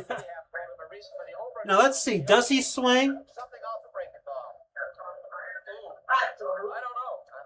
Looked to me like he checked it. Said this often this year in our telecast that Now, at this point in his career, when Andy Van Slyke started out with the Cardinals, he was a utility player. bunch of guys out, more than I've ever seen it. Andy Van Slyke. Yeah, Oh, these are his early years, right? that's correct. Probably. And then he was a Well, it's Stoddard's job to keep the Cubs as close as they are within 1 run. He's retired the first 2. The count is 1-1 to Lonnie Smith. 2-1. Am I correct? Yeah. Andy Van Slyke became a very good defensive center fielder. He won so many Gold Gloves. Helped out a lot more lately in some situations. Smith has had a little side Yeah. muscle. Consistent pitch. Do the fans get into it here or what? Lee Smith waiting if they get a lead or a tie if he's needed. Oh, they really do. They're so close to you. That's the important part. You reach out and touch the player. Not many parks like that left. Tiger Stadium, Fenway. Off-speed pitch misses. The count is full. Francisco Alvarez. Challenge that pitch. I think he was one of those young kids helped build that scoreboard in center field and carried a lot of the equipment and some of the bricks. Smith draws a 2-out walk. The threats are on. He swiped 16 this year. Tim Stoddard, of course, was a member of the 1970. How well do you remember Lonnie Smith as a player, Dad? Which featured David Thompson. Lonnie? Yeah. I like He played Lonnie a forward Smith. spot for him. He was with several championship teams, with the Royals, the Cardinals, and the Phillies. Stoddard a little slow in his delivery to home plate, so it might allow Lonnie Smith to get a good jump. After in on the grass, Lonnie bunted for a base hit his last time. Well, for Ozzie, I should say, bunted for a base hit his last time. See, if Ozzie takes at least one pitch to try and give Lonnie Smith a chance to get in scoring position. There he goes. He bumps the bunt. Here's Davis's throw. Skips into center field. Smith continues to third, and Dernier won't throw. Number 17 for Lonnie. He didn't have a very good jump. His feet gave way. They call him skates. Let's take a look at the replay on that. I mean, let's see if... I think Boa should have had that. Watch. Ball's there. Not the bat hot. Not the hot.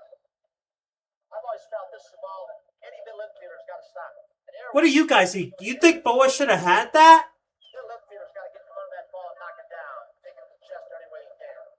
Yes, it does I hurt. think you've got to hit dirt and try to smother it. Yeah. If you know you can't grab it. 0-2 is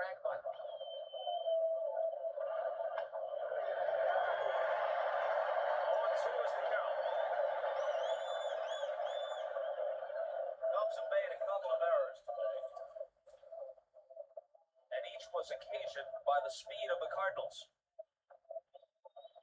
And were forced into both miscues. Smith strikes out swinging.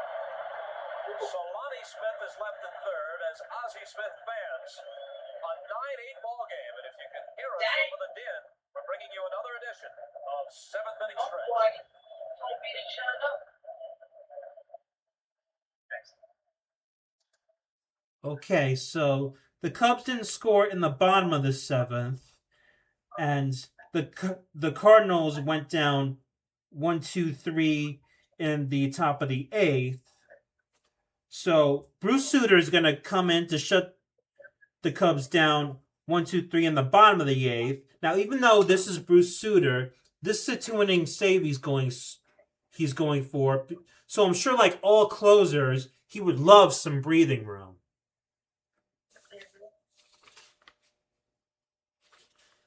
So I'm now going to move ahead to the top of the 9th.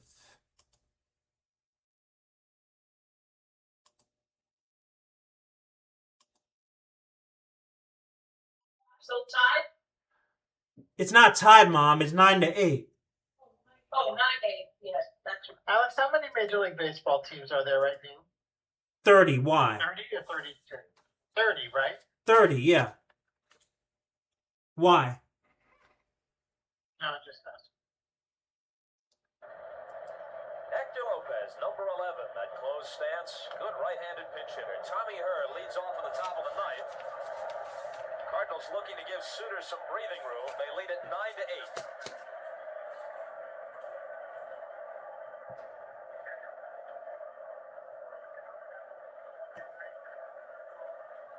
Good thing about George Frazier, he can give you a lot of innings in middle relief.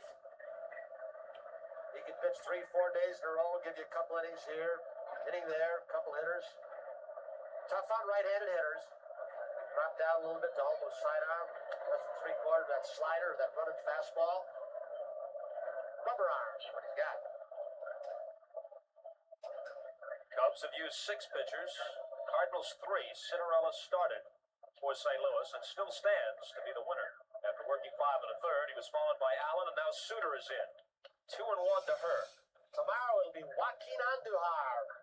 What a comeback. 11 wins, 6 losses. He says it's only luck. Whitey Herzog said he's hitting spots better, come up with a better off-speed pitch, got the slider down. He'll face Rick Sutcliffe. Won his first game over here the other day. That's a base hit for Herr to start the 9th. Dernier gets over and plays it back in. And Herr now is 3 for 5. 3 singles for Tommy Herr today. Here's Tito Landrum. You guys remember Tito Landrum? So they'll be looking for the sacrifice. You remember this man? They do on the other side of town. Brett Burns does after Burns pitched a brilliant 10 innings. Landrum came up, jolted White Sox fans and the White Sox. 10th inning homer at Comiskey, game 4 of the American League playoffs. Herr gets back ahead of Frazier's throw. Snapped a scoreless tie. The Orioles won that day to claim the American League pennant and, of course, went on to win the World Series in 5 games over the Phillies.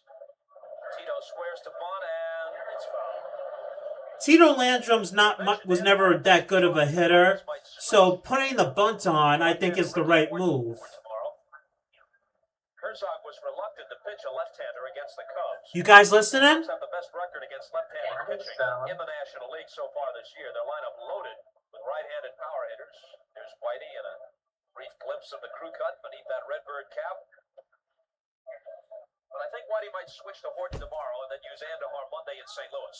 And Whitey's had trouble with his starting staff since the beginning. When Bob Forsch went down, and you're talking about the possibility of lower back surgery on Bob Forsch.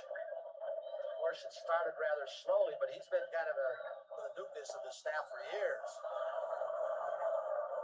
And then Danny Cox, looking at several others they're trying to work in the rotation. But Point's shoulder sore. Stupor struggled yesterday again. Landrum lays off. It's 1-1. Hey, they're getting to the point now. Landrum up with Hebner and Durham charging, so Herzog may be thinking of a switch. Well, if he drops this ball down, you may see a hit and run. Who? Let's see what they decide. He bunts and it's foul again, 1-2. Tony, did you ever play any third base at all in your professional career? Yes. That has got to be a really scary feeling. Charging in on the bunt and knowing there's always the chance that they take the bunt sign off and a right-handed batter swings away, and I don't care who you are, Brooks Robinson, Clete Boyer, you get that close and somebody hits it right on the nose, if it happens to be right at you, heaven forbid, you take your head off. Well, knowing what you just said, I just never charged. Much to your manager's delight. More so on the artificial surface now, where the ball can get on you in such a hurry. So with 2 strikes, the bunt is off. 2-2.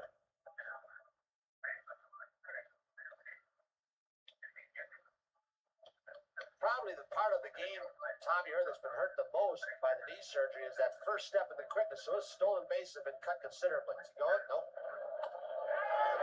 And Frazier gets him looking with the breaking ball.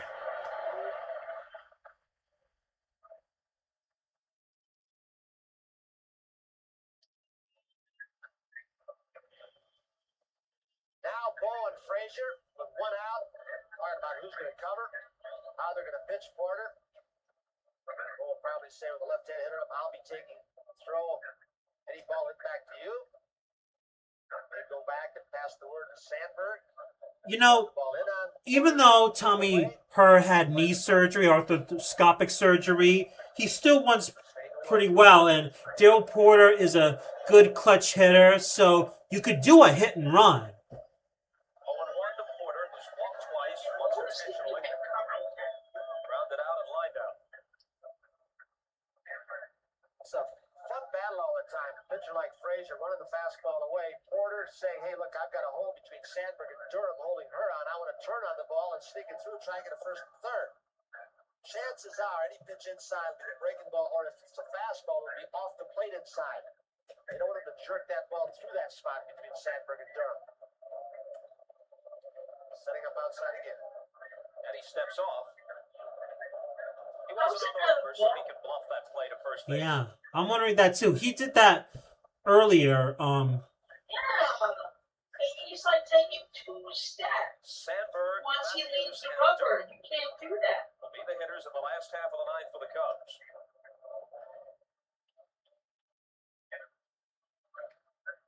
1-1 to Porter with 1 out and 1 on. Top half of the ninth, 9-8 St. Louis.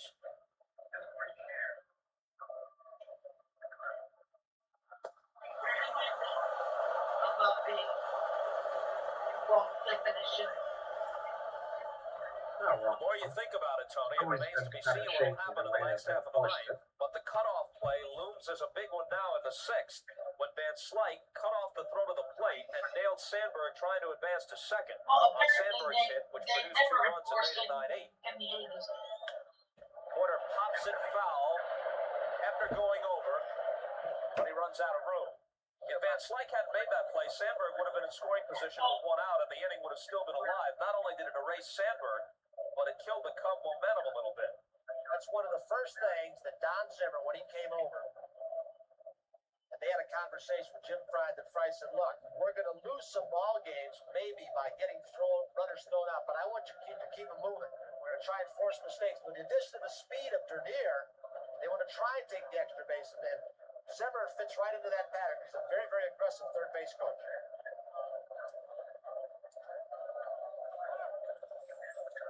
steps out. Sometimes you live and die with that speed. Some said the White Sox last year in the league championship series. Too many runners thrown out. They were overly aggressive. Those are the guys messing around with numbers.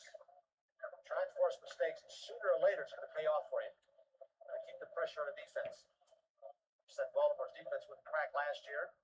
St. Louis has it today. 2-2 to Porter with Van Slyke on deck.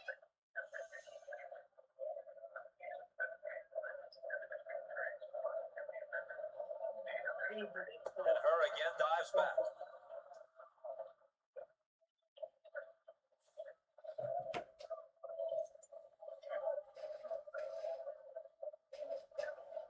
What inning are we in now? Oh, the ninth. Top of the ninth. He lays off and the count is full.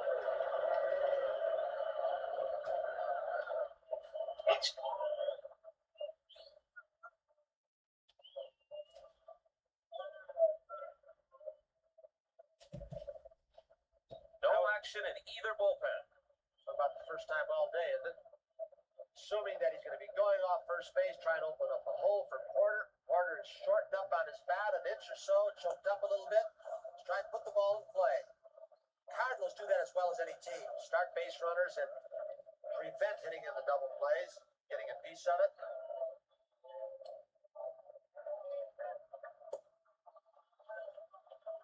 What is it they say? If you don't have to dive back, the Dodgers are having their own way with Atlanta.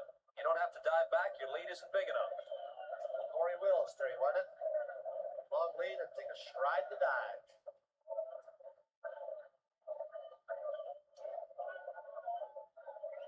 There he goes on the 3-2. They stay out of the double. What did I just say? Sandberg throws Porter out. Yep. They put on the hit and run and they avoided the double play. Probably would have been a double play ball if Her had not been running, considering the fact that Porter isn't the fastest guy in the world. Think that way anymore. No, they don't. Some of them would be good Now at they're it. going to They walk just Van don't get Slyke allowed to. intentionally. So once again, they're going to walk the number 8 hitter to get to the pitcher, which is the right Taking move. Lonnie Smith's position in the batting order on one of the many double switches that each club has pulled today. Here's Bruce Sutter. Sutter in 27 ball games has just got 5 at bats. Doesn't have a hit this year, so he's due.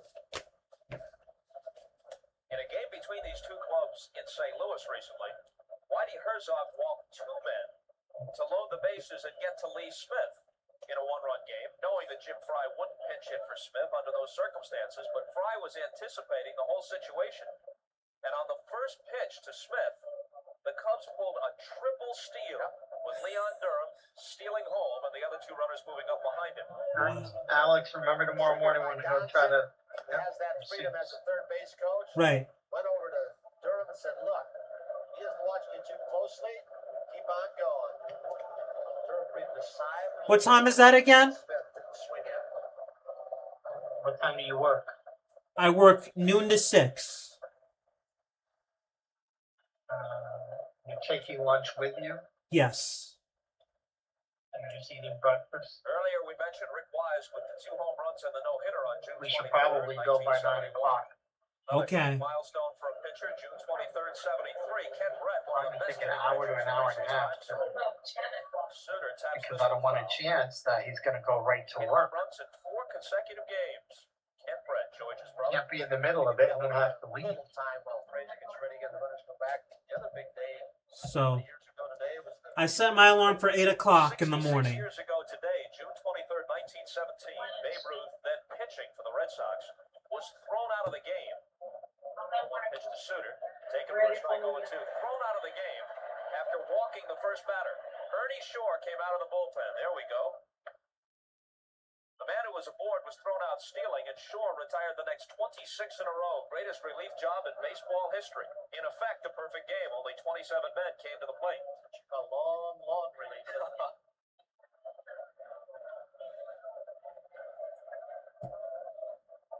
Frazier's 1-2 to Sutter. They were just talking about the time where Babe Ruth got tossed after he kept arguing balls and strikes after just one batter, and then he punched the umpire. And Ernie Shore came on in relief and retired every single batter he faced. Steve Horn, our statistician by the Cubs. Believe they grew Good job, guys. functional. Good camera work. We got it. You get a lot of base runners like we've had today, and a lot of things happen. You've had every angle. Suter rolls it to Sandberg. He's made only 3 errors this year, the lowest total by any regular second baseman in the National League. And Sandberg throws Suter out. This has been one entertaining ballgame, folks. And there's more drama coming up. It's stormy tomorrow. Little did they know how. Little did they just mentioned how much more drama there would be. Little did Bob Costas and Tony Kubek realize how true that would be. Baseball fans here in Chicago. Bill Murray, the great comedian of Saturday Night Live fame, he's got a movie out now with Dan Aykroyd, Ghostbusters. He's a Chicago native and a baseball fan. He named my his God. first child That was here Homer. the And first the kid's middle name is Ghostbusters. Banks. So the kid's name reads as it would in a bot score if Ernie had hit a round tripper the day before. Homer Banks Murray.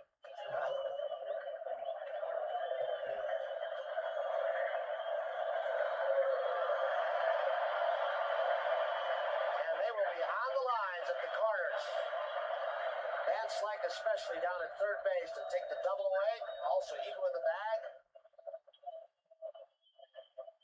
For Bruce Sutter, they play a lot of right-handed hitters to pull. If you're going to hit that ball solid, that split finger, it's going to be to the left side.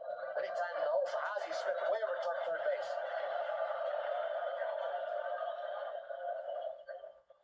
Tito Landrum playing Sandberg very deep in left field. On the outside corner, 1-1. Another bit of defensive strategy. Herzog moving the outfield back. You're going to give the looping single to try and keep that hitter out of scoring position. So they're deep in center and left. Has finished 26 of the 27 games he has entered. Into left center field and deep. This is a tie ball game. Ryne Sandberg ties the game with a homer off Bruce Sutter. Wrigley Field explodes. Little did they know it wouldn't be the last time it would explode for this game. Now, I kind of noticed they're not going to show the replay right away, but Porter wanted it low and away, and I think it saw it drift up and in.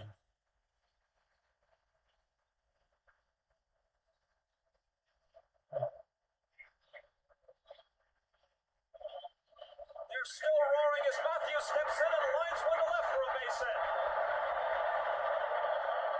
The winning run is on.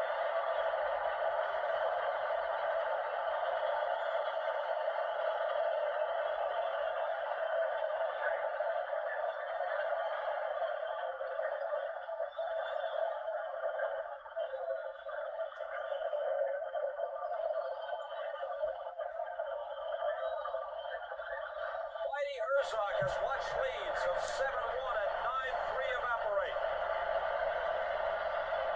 Durham. They were down 7-1 and 9-3, and now they're tied at 9-9. Two hitters outstanding for the Cubs today. Play them deep, but you can't put them in the seats, can you? The 1-0. Taken low 2-0.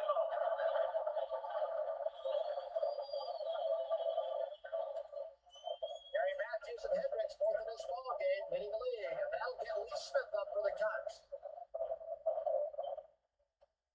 That's a strike. 2-1. As we pause very briefly for station identification on the NBC television network.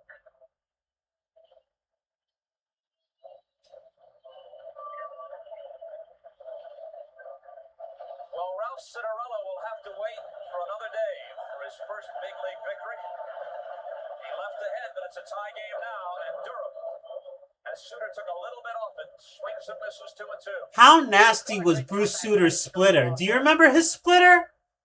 Jim Fry has managed well, so is Whitey Herzog. They've made the double switches. And they wanted to play when they wanted them there. Check swing foul. We get back to that sixth inning. Norman walked leading it off. Davis struck out. Say hit by a pitch. Polo walked. And then things started popping for the Cubs. 4 runs in 7 hits. Sandberg's homer into the bleachers and left, tied it at 9. Matthews followed with a single.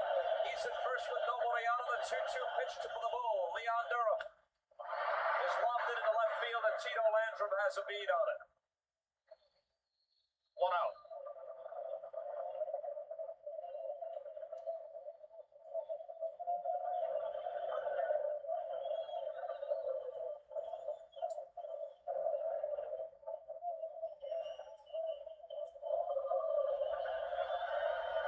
Cubs keep throwing the lumber at you. Yeah. Keith Hernandez told us a few weeks back in a Mets game that they're the best offensive team in the Eastern Division. They were. Showed up with this comeback today. Moreland had a homer yesterday. Hitless so far today. Takes a strike.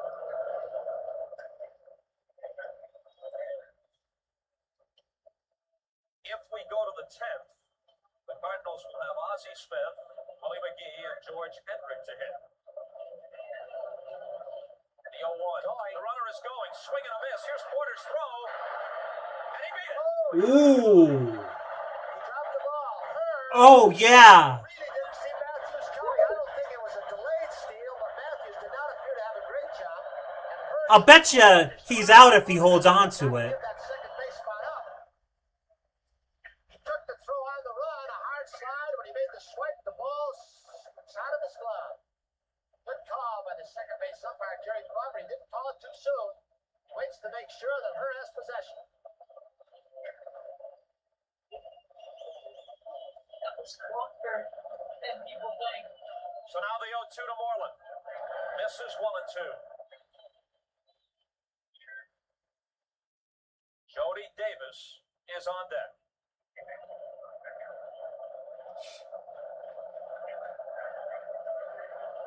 Gary Matthews' 8th stolen base this season.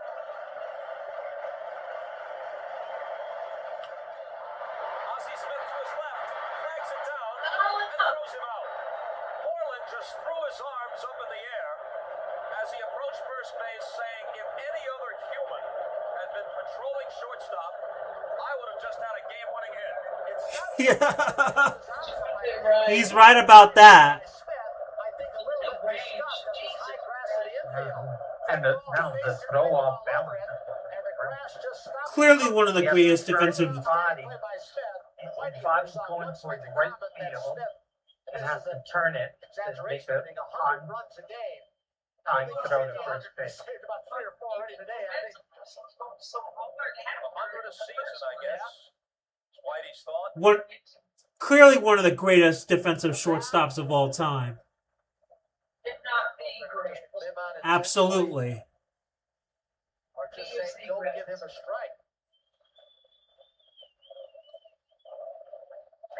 Remember very early in his career when he was with the Padres, he dove and fielded the ball with his bare hand as he reached back and was able to throw the runner out at first. See, the thing with the Ozzie, he's defensive, practice, everything fun. The only other pitcher they have left is switching or He's always there. shortstop. Yeah.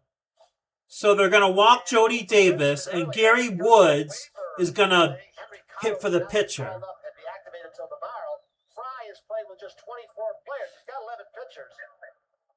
Verizon Gary is saying he Woods. finally had the cast. Yeah. Herzog knows this, that Fry is one You man sure short. that was an actual professional ball player? Yeah. Ryne Sandberg started the Never. inning with his 4th hit of the day, his 11th hit in his last 3 games, 4 Thursday in Pittsburgh. Whitey with the instructions. 3 yesterday afternoon and a 9-3 Cub victory. 4 today. And that home run, number 8 on the year for Sandberg, tied it at 9. Now the Cubs trying to do again what they have done so often this year, rally and win in their last at-bat.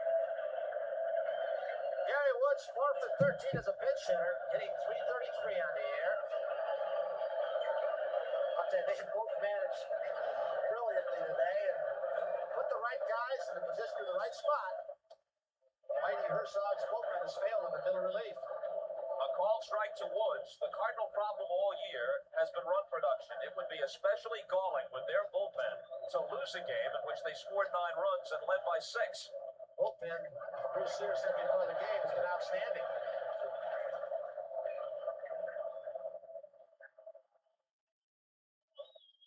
Sometimes teams just have those kinds of years where they can't put the defense, the pitching, and the hitting together at the same time. The 1-1 pitch. Fouled off down the right field line, 1-2. Matthews is the runner at third, and he's all that matters. Davis, who received an intentional walk, is at first. 9-9, the last half of the ninth. Davis down at first matters in this. He is not being held on by Green at first base. And any slow and ground ball, if he can get a good jump, he can beat the force out at second base or force them to make the long throw across the diamond. So he's been giving it a little leeway. Green play behind him. The 1-2. Ozzie Smith has it. Puts to her and will go to extra innings. Oh, Lord of mercy. That's Ozzy. Nobody like him. There have been stars galore. So, Sandberg, Dernier, Bruce Sutter is able to get Gary Woods to ground into a force out, and we're going to extra innings. I still say, Runners on first and third, 2 outs, the tie ball game. never seen a Bruce Sutter person goes to his had the pitch, swinging range a fastball. of Ozzie Ozzie Smith. Smith, who doesn't believe in cheating a Even whole lot. Overplaying my hitters. favorite Ray That slows it down a Rodriguez, little bit. So 2 who had nice plays range. by Smith in this inning. and probably The Cardinals a hopes better alive. arm than Ozzie. Lee Smith, who pitched an inning in 2 Here's Lee Smith. Like Bruce Sutter, one of the greatest relievers ever, but Slider. also like Bruce Sutter, this wouldn't be his day either. 7th pitcher used by Jim Fry, the Nobody's Cubs. allowed today. Bullpen is gone. Oh, I'm sure somebody might volunteer. He's got Rainey, Russell, Eckersley, and Sutcliffe. Sutcliffe scheduled tomorrow. Russell started yesterday. Rainey, if this gets to be long drawn out, extra inning game, might volunteer and help out if needed.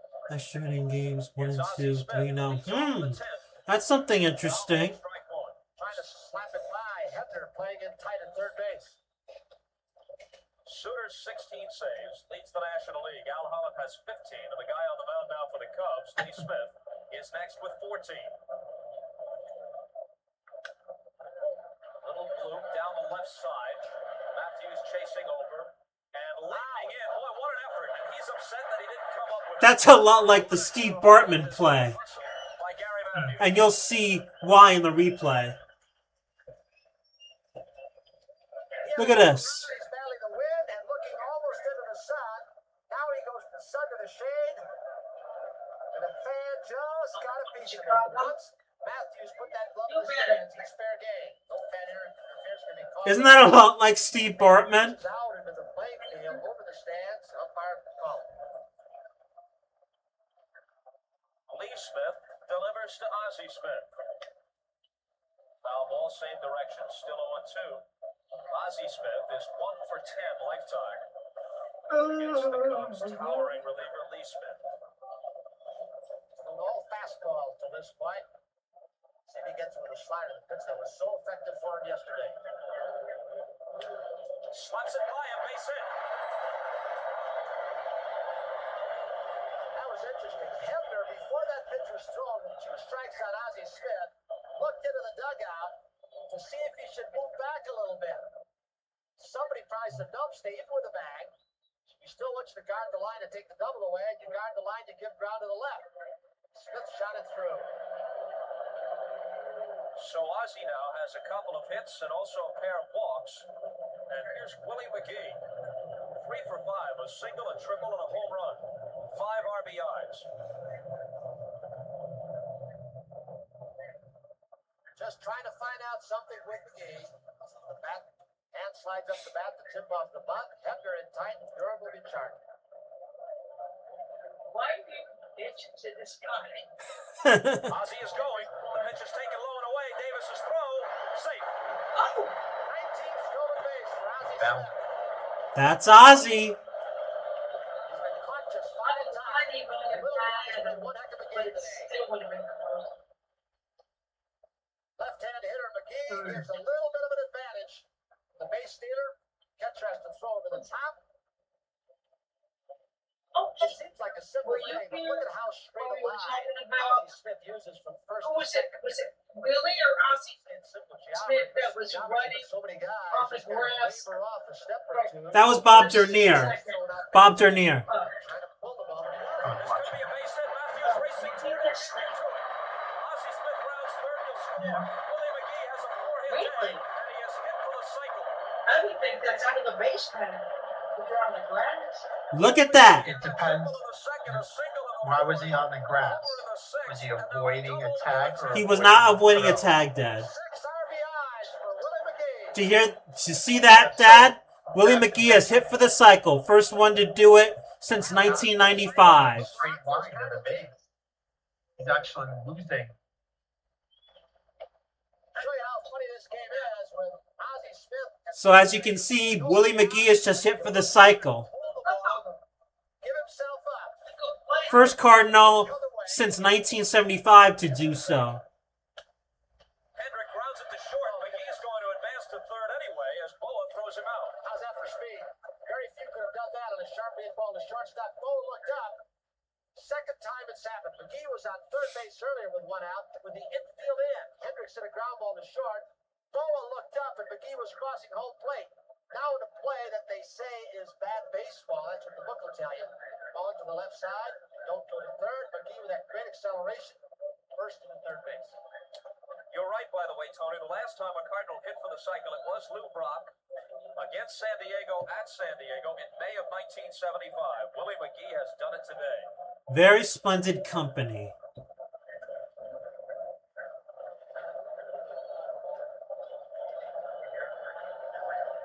And now it looks like Steve Braun will come on as a pinch hitter. If you remember, Steve Braun was a key contributor in the 1982 World Series against the Brewers. 39, but a decent on base percentage. He walked 8 times. Yeah. A bases loaded walk to help them win Game 2, and putting the final nail in the coffin in Game 7. One possible one would be to move Van Slyke to first base and insert Mike Ramsey, the utility man, at third base in the bottom half of the inning. Braun can also play the outfield, in which case Hendrick could move to first base if that's what Whitey wanted to do. Infield's in. It'll be the fastball of Smith. Against Braun, trying to get the sacrifice fly. Dernier with a good throwing arm. Moreland right with a good throwing arm. Gary Matthews, I guess about average. Maybe a little better. But slider.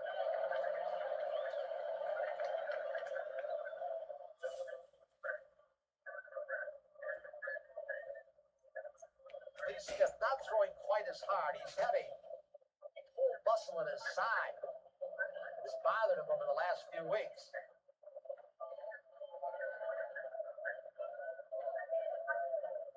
The 0-1 pitch. Here he A little comes. swimmer. They won't get Willie McGee, and Durham has to be content just to tag Braun out.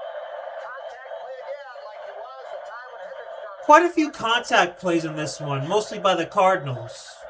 I wonder, was McGee ever timed to know about an 100-yard dash as a high school kid? Maybe he never even ran track, but he just accelerates so quickly. Durham looked up, and he was 3/4 the way home already as he was feeling the ball. Well, that got the insurance run in. So he's got some So once again, it looks like the Cardinals have it in the bag. Hendricks just got an RBI with that speed for Braun. Tommy Herr is 3 for 5, 3 singles.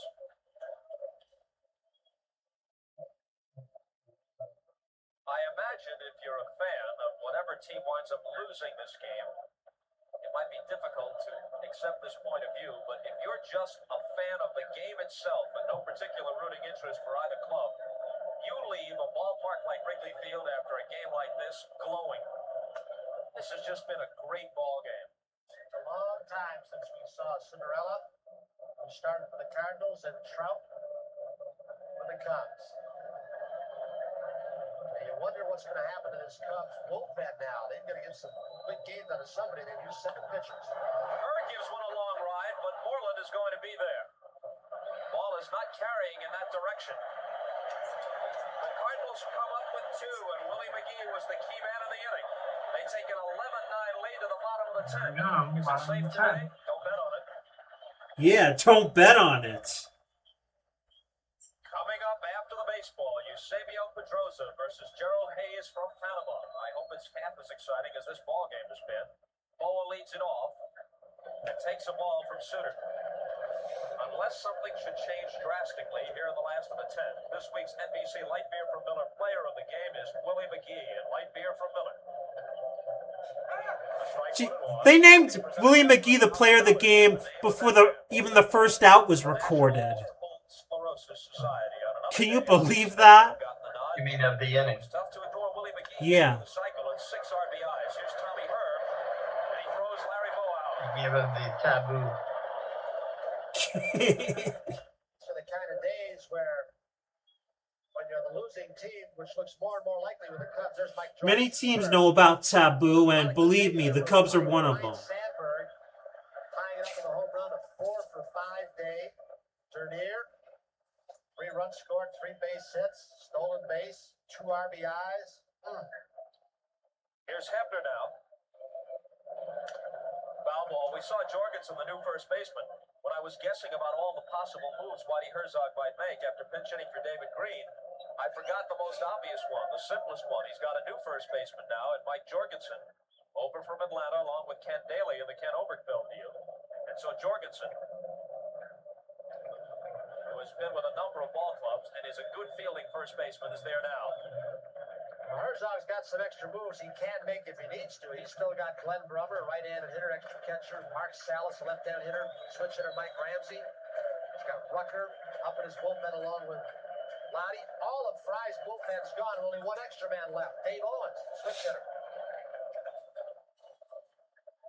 Herzog has his bullpen going.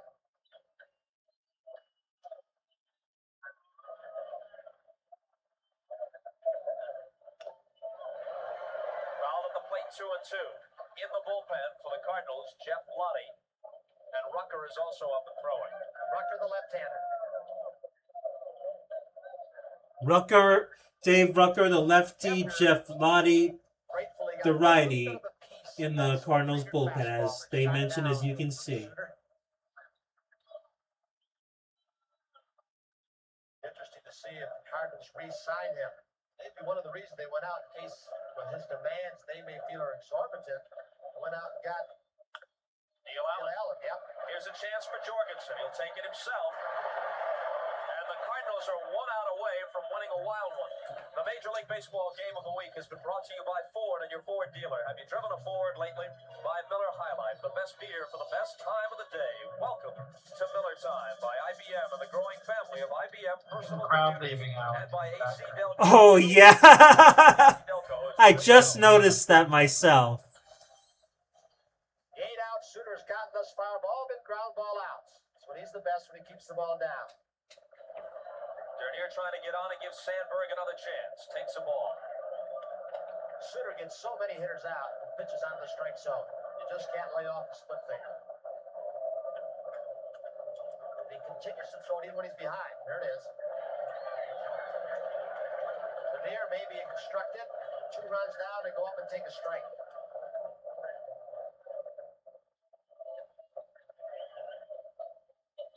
That's setting the table right there, isn't it?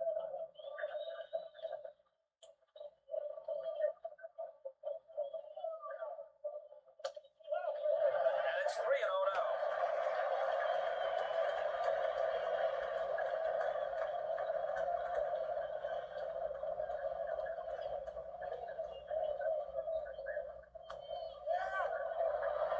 On the inside corner and at the knees, 3-1.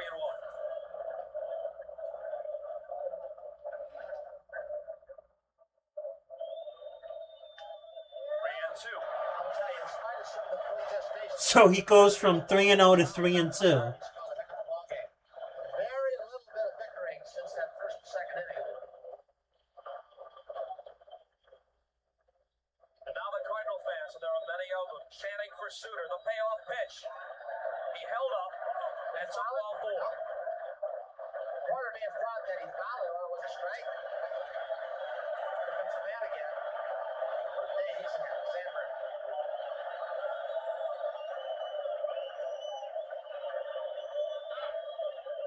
He checked it. Oh, that's funny. That was very, very close to being a strike, and I wonder if Porter boxed that ball as he didn't lose the pitch for Sutter. That was close. They're going to let Dernier steal if he wants it. His last time up, Sandberg homered to tie it at 9 in the ninth. He's their tying run at the plate now in the 10th. Dernier should take it if they give it to him and remove the force at second base. Jorgensen at first play behind him saying, you want to steal, your run's no good.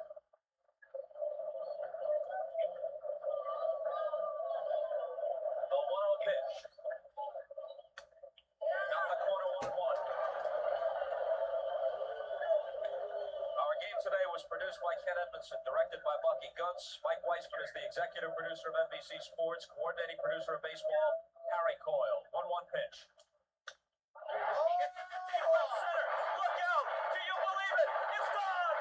Ryne Sandberg has officially become a true baseball legend.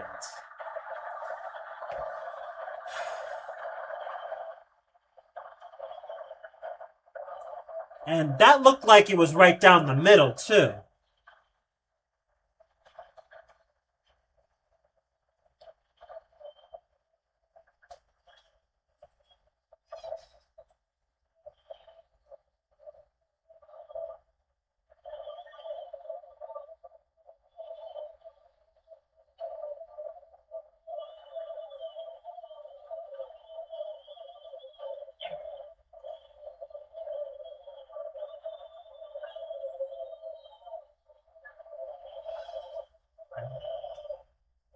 You Matthews takes a ball. rewind down. Oh, you missed it? Yeah, I was starting to draw.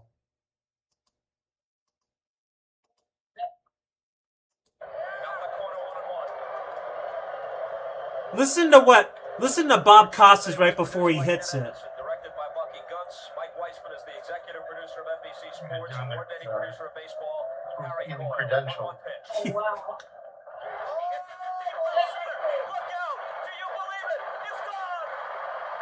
That's what made Ryne Sandberg a true baseball legend. And as I mentioned earlier, other than that, that ball looked like it was right down the middle.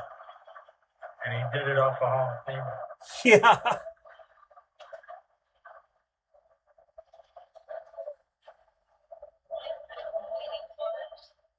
Never leave forgets the same.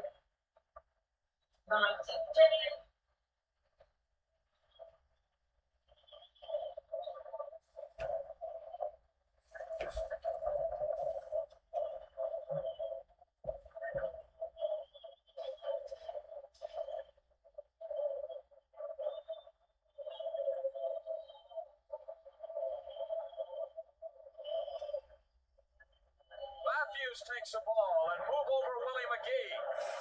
Yeah. There may be a new player of the game. Ryne Sandberg, 5 hits, including 2 home runs. Here's Ozzie. Took a bad hop, but that's nothing for him. He throws to Jorgensen. Wow, what a ball game. We will go to the 11th, tied at 11. Sandberg, in the Cubs' last at-bat, has twice delivered a game-tying home run, a solo shot of the night, a 2-run blast with 2 out of the 10th. Back after this from your local station. Tony, not only can I In this not day and remember age, Sandberg the last time would I never have broadcast faced a game this good, I can't Sutter remember a the last second time I've time. seen a game this enjoyable, this entertaining. Yeah. Well, you get those guys here. I at mean, Fenway Park. and not to mention the fact that he's doing. Look at. Second game-tying home run by Ryne Sandberg in the 9th and the 10th. Oh, I guess they didn't show it. How dramatic can you be? 5 for 6 today. What a job Dernier had. 6 walks and 1 hit batsman. One of those walks intentionally given up by the bullpen of the Cardinals. Sutter was doing something no closer does anymore. He was pitching into extra innings. Sandberg put it to him again. Salas bats for Landrum and pops it up.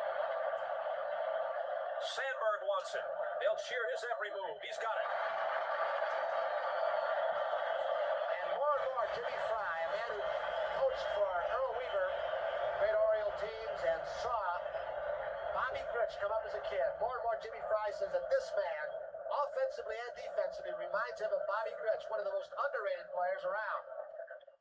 And such great players for those Giants. Gritch was overlooked, but they field alike, they battle every ball, they rarely miss the ball, they turn the double play, and now Sandberg's starting to power. Just like Gritch.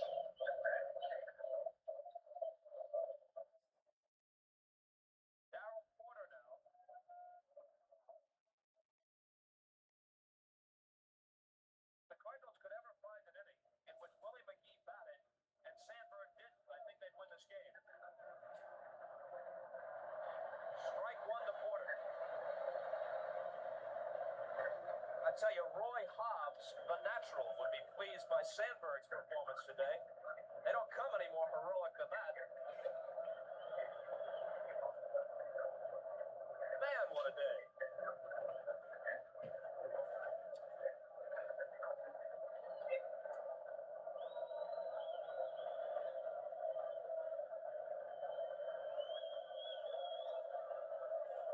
Packed house at Wrigley, one of the great ballparks. Perfect day for a game weather-wise. 11-11 in the 11th. Smith to Porter. Misses just outside, 2-1. Not too often in a ball game you see the first and second hitters, Dernier and Sandberg. In this case, driving at 9 runs in the game, huh? Between them.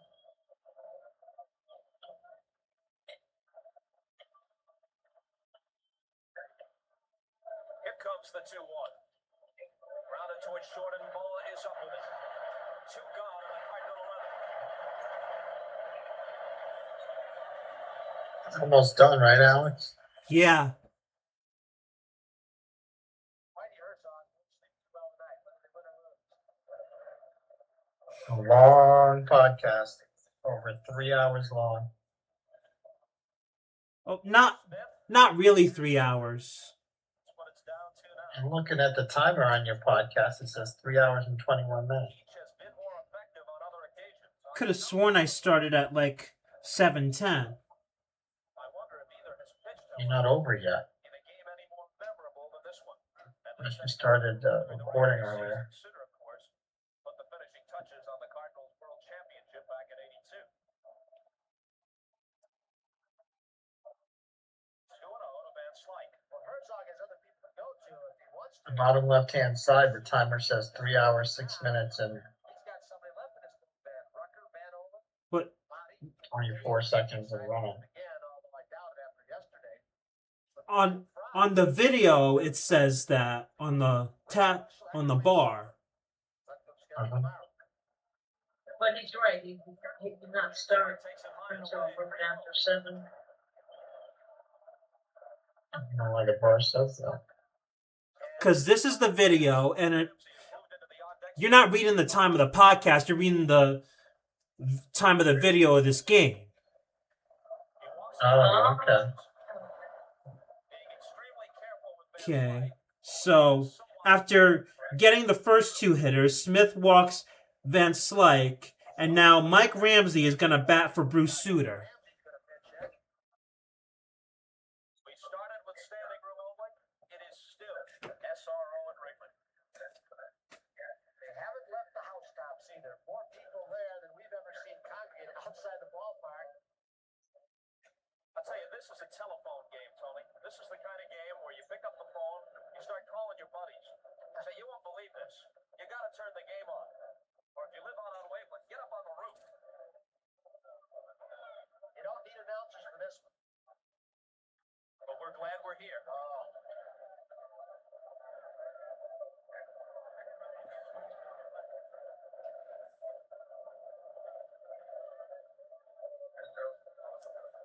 Van Slyke has 10 stolen bases, been caught just twice. He was doing a little groundskeeping at first. And look at the way Davis is setting up behind the plate. He's poised to throw. This is the kind of game where a guy batting 071 is likely to be the hero. Davis had been throwing better this year. He's bounced a couple throws today, but Johnny Oates has worked with him, quickened up his release.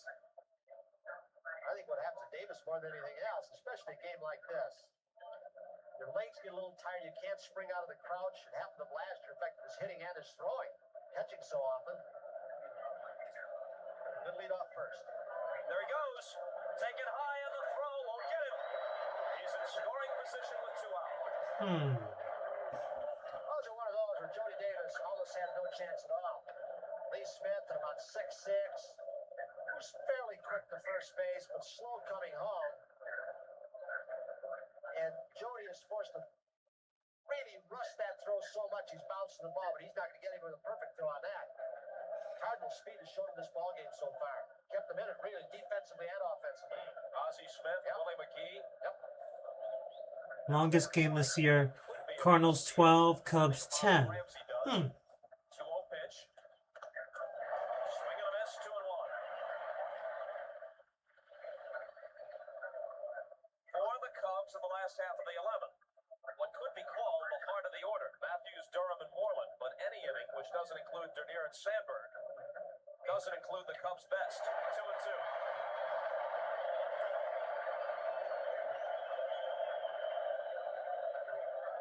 At least not today. Dernier and Sandberg have been the offensive story for the Cubbies. 2-2 pitch with 2 out. Sandberg. He can do no wrong. So Smith is able to work around a 2-out walk and a stolen base. Wrigley Field in Chicago after this.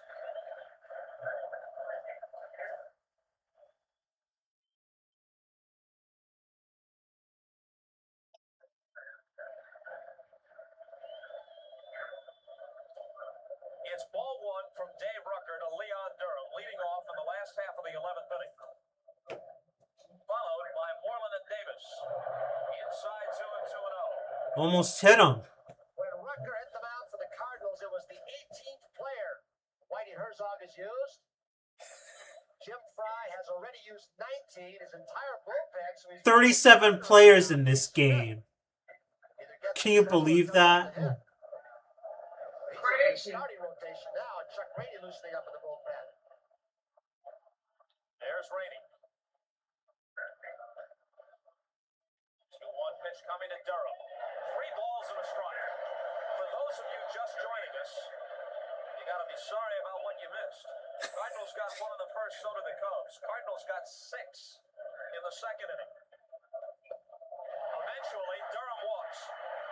Eventually, they built leads of 7-1 and 9-3. Yes, so Dave Rucker is now on the mound for the Cardinals, and he just walked Leon Durham to lead it off. And now Whitey Herzog is going to go to the right-hander Jeff Lottie. Ryne Sandberg led off the ninth with a homer off Bruce Sutter. His 4th hit of the game and tied it 9-9. Willie McGee produced a double for the go-ahead run in the top half of the 10th, and later scored what looked like an insurance run, making it 11-9 in favor of the Cardinals' top half of the 10th, and Willie McGee at that point had hit for the cycle. With 2 out and nobody on, Rucker is leaving now, and Lottie is going to come in. 2 outs and nobody on in the last half of the 10th. Bob Dernier drew a walk, and Ryne Sandberg, also known as Frank Merriwell today, delivered another home run off Sutter, this time a 2-run shot to tie it at 11. And now we are in the 11th. The big days, well, it hasn't belonged to the bullpen on these 2 teams, nor the starters. Cinderella, although he pitched pretty well, looked like he was going to get a win with a big lead. Nor Trout. Now it's Lottie. Big day by Willie McGee. He's hit for the cycle. 6 runs batted in already this ball game. Sandberg has 7 runs batted in. There he is. It is early to start talking MVP. All that he has done, aside from winning a Gold Glove last year, his first year, full year at second base, that is the man that Dallas Green wanted in the trade with the Phillies. He said, I'll make the deal if you... Well, that's right. At this time, Dallas Green was in the front office with the Cubs, and he traded for Ryne Sandberg. It's your first 5-hit game for your career, and the 7 RBIs is also a 1-game personal high.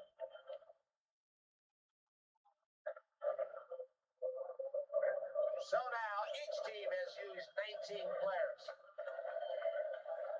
Remember, Jim Fry played 1 short and just 24, which seems insignificant. All he's got is Dave Owens left on the bench, switch hitter as a position player. Here's Moreland. Do you sacrifice? Well, he's not the guy I want, but they're kind of looking for it. I let him whack away. He's not a punter. He's swinging. No sign of the bunt as he takes the ball. Lonnie, pretty much of a power pitcher. Came in yesterday, threw some good fastballs, hard slider. See if he can get it up again with that fastball. Don Zimmer flashing a lot of signs in today's ball game. He'll have wrist cramps.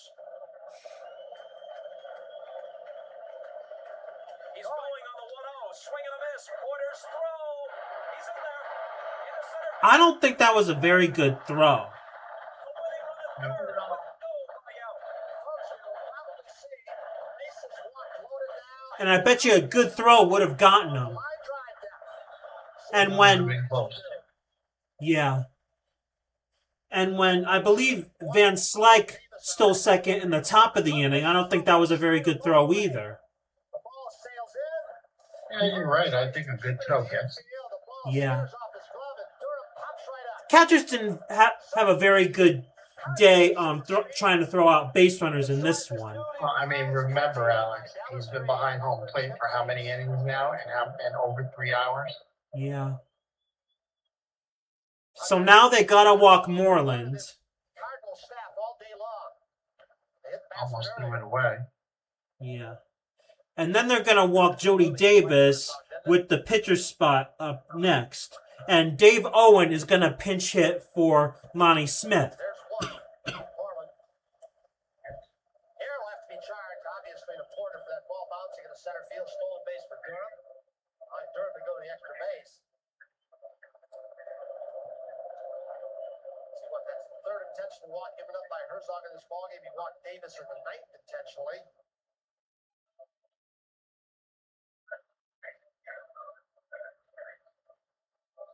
Nine walks given up by Cardinal pitching and one hit batsman. Whitey may lose this game, but he really can't second guess himself. He had his best in there, and Sandberg twice hit him for game-tying homers. He had Allen in ahead of Suter, try and prevent Suter from coming into the game, and Allen just couldn't get the job done. Here comes the last position player. Jim Fry's got left. You think Spike Owen, Dave Owen's brothers watching out in Seattle? Spike plays shortstop for the Mariners. His brother's up in a tough situation. It's a sacrifice fly. Bring everybody in. The outfield. Come way in. McGee with an outstanding throwing arm at center. Outstanding in right to Hendricks. Salas in left, we're not sure of. He should have a good arm because he's a catcher outfielder.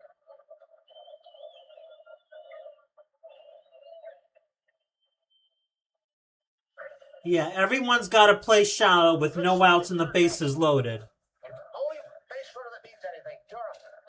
Yep. Jab that shoulder. Diving head first to second base. They are way in the outfield. Owen is a switch hitter who's hitting just 133 left-handed, 304 overall. Nobody out, and they're loaded in the 11th. Foul ball, strike one.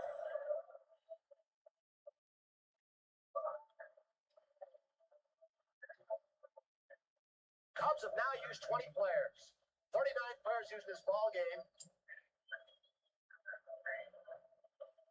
The only position player left on either bench is Glenn Brummer, the catcher. The 0-1. Inside and low, 1-1. If Owen doesn't get it done, Boa would be next. Beyond Boa, Kepner.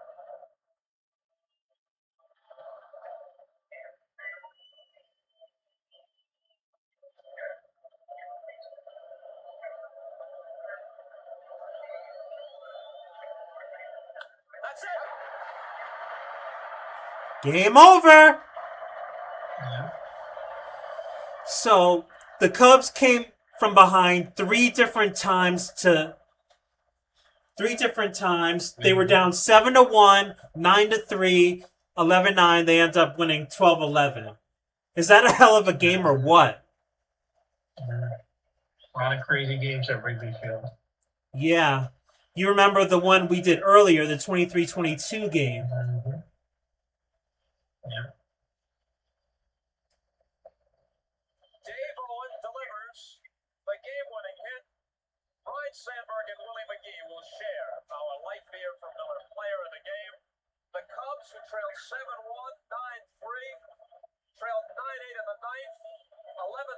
the 10th, they come back and win it 12-11. Can't remember the last time I saw a better one. To these messages from your local station. I think many fans, especially Cubs fans, would agree with Bob Costas on that. Comes to a close on NBC. Eusebio Pedrosa wins again as expected. But remarkably, the Cubs come from behind, trailing 7-1 and 9-3. A homer by Sandberg in the ninth, a two-run shot with 2 out on the 10th to tie it at 11. This is the first pitch. Look where Porter wants it, and look where the pitch ends up. Look. Game-winning hit in the last half of the 11th Right inning. in the middle. It's getting 12-11 blood in. is the final score. The sellout crowd here won't soon forget it. For Tony Kubek, I'm Bob Costas. Thanks for being with us. So long, everybody. Come on, Bob.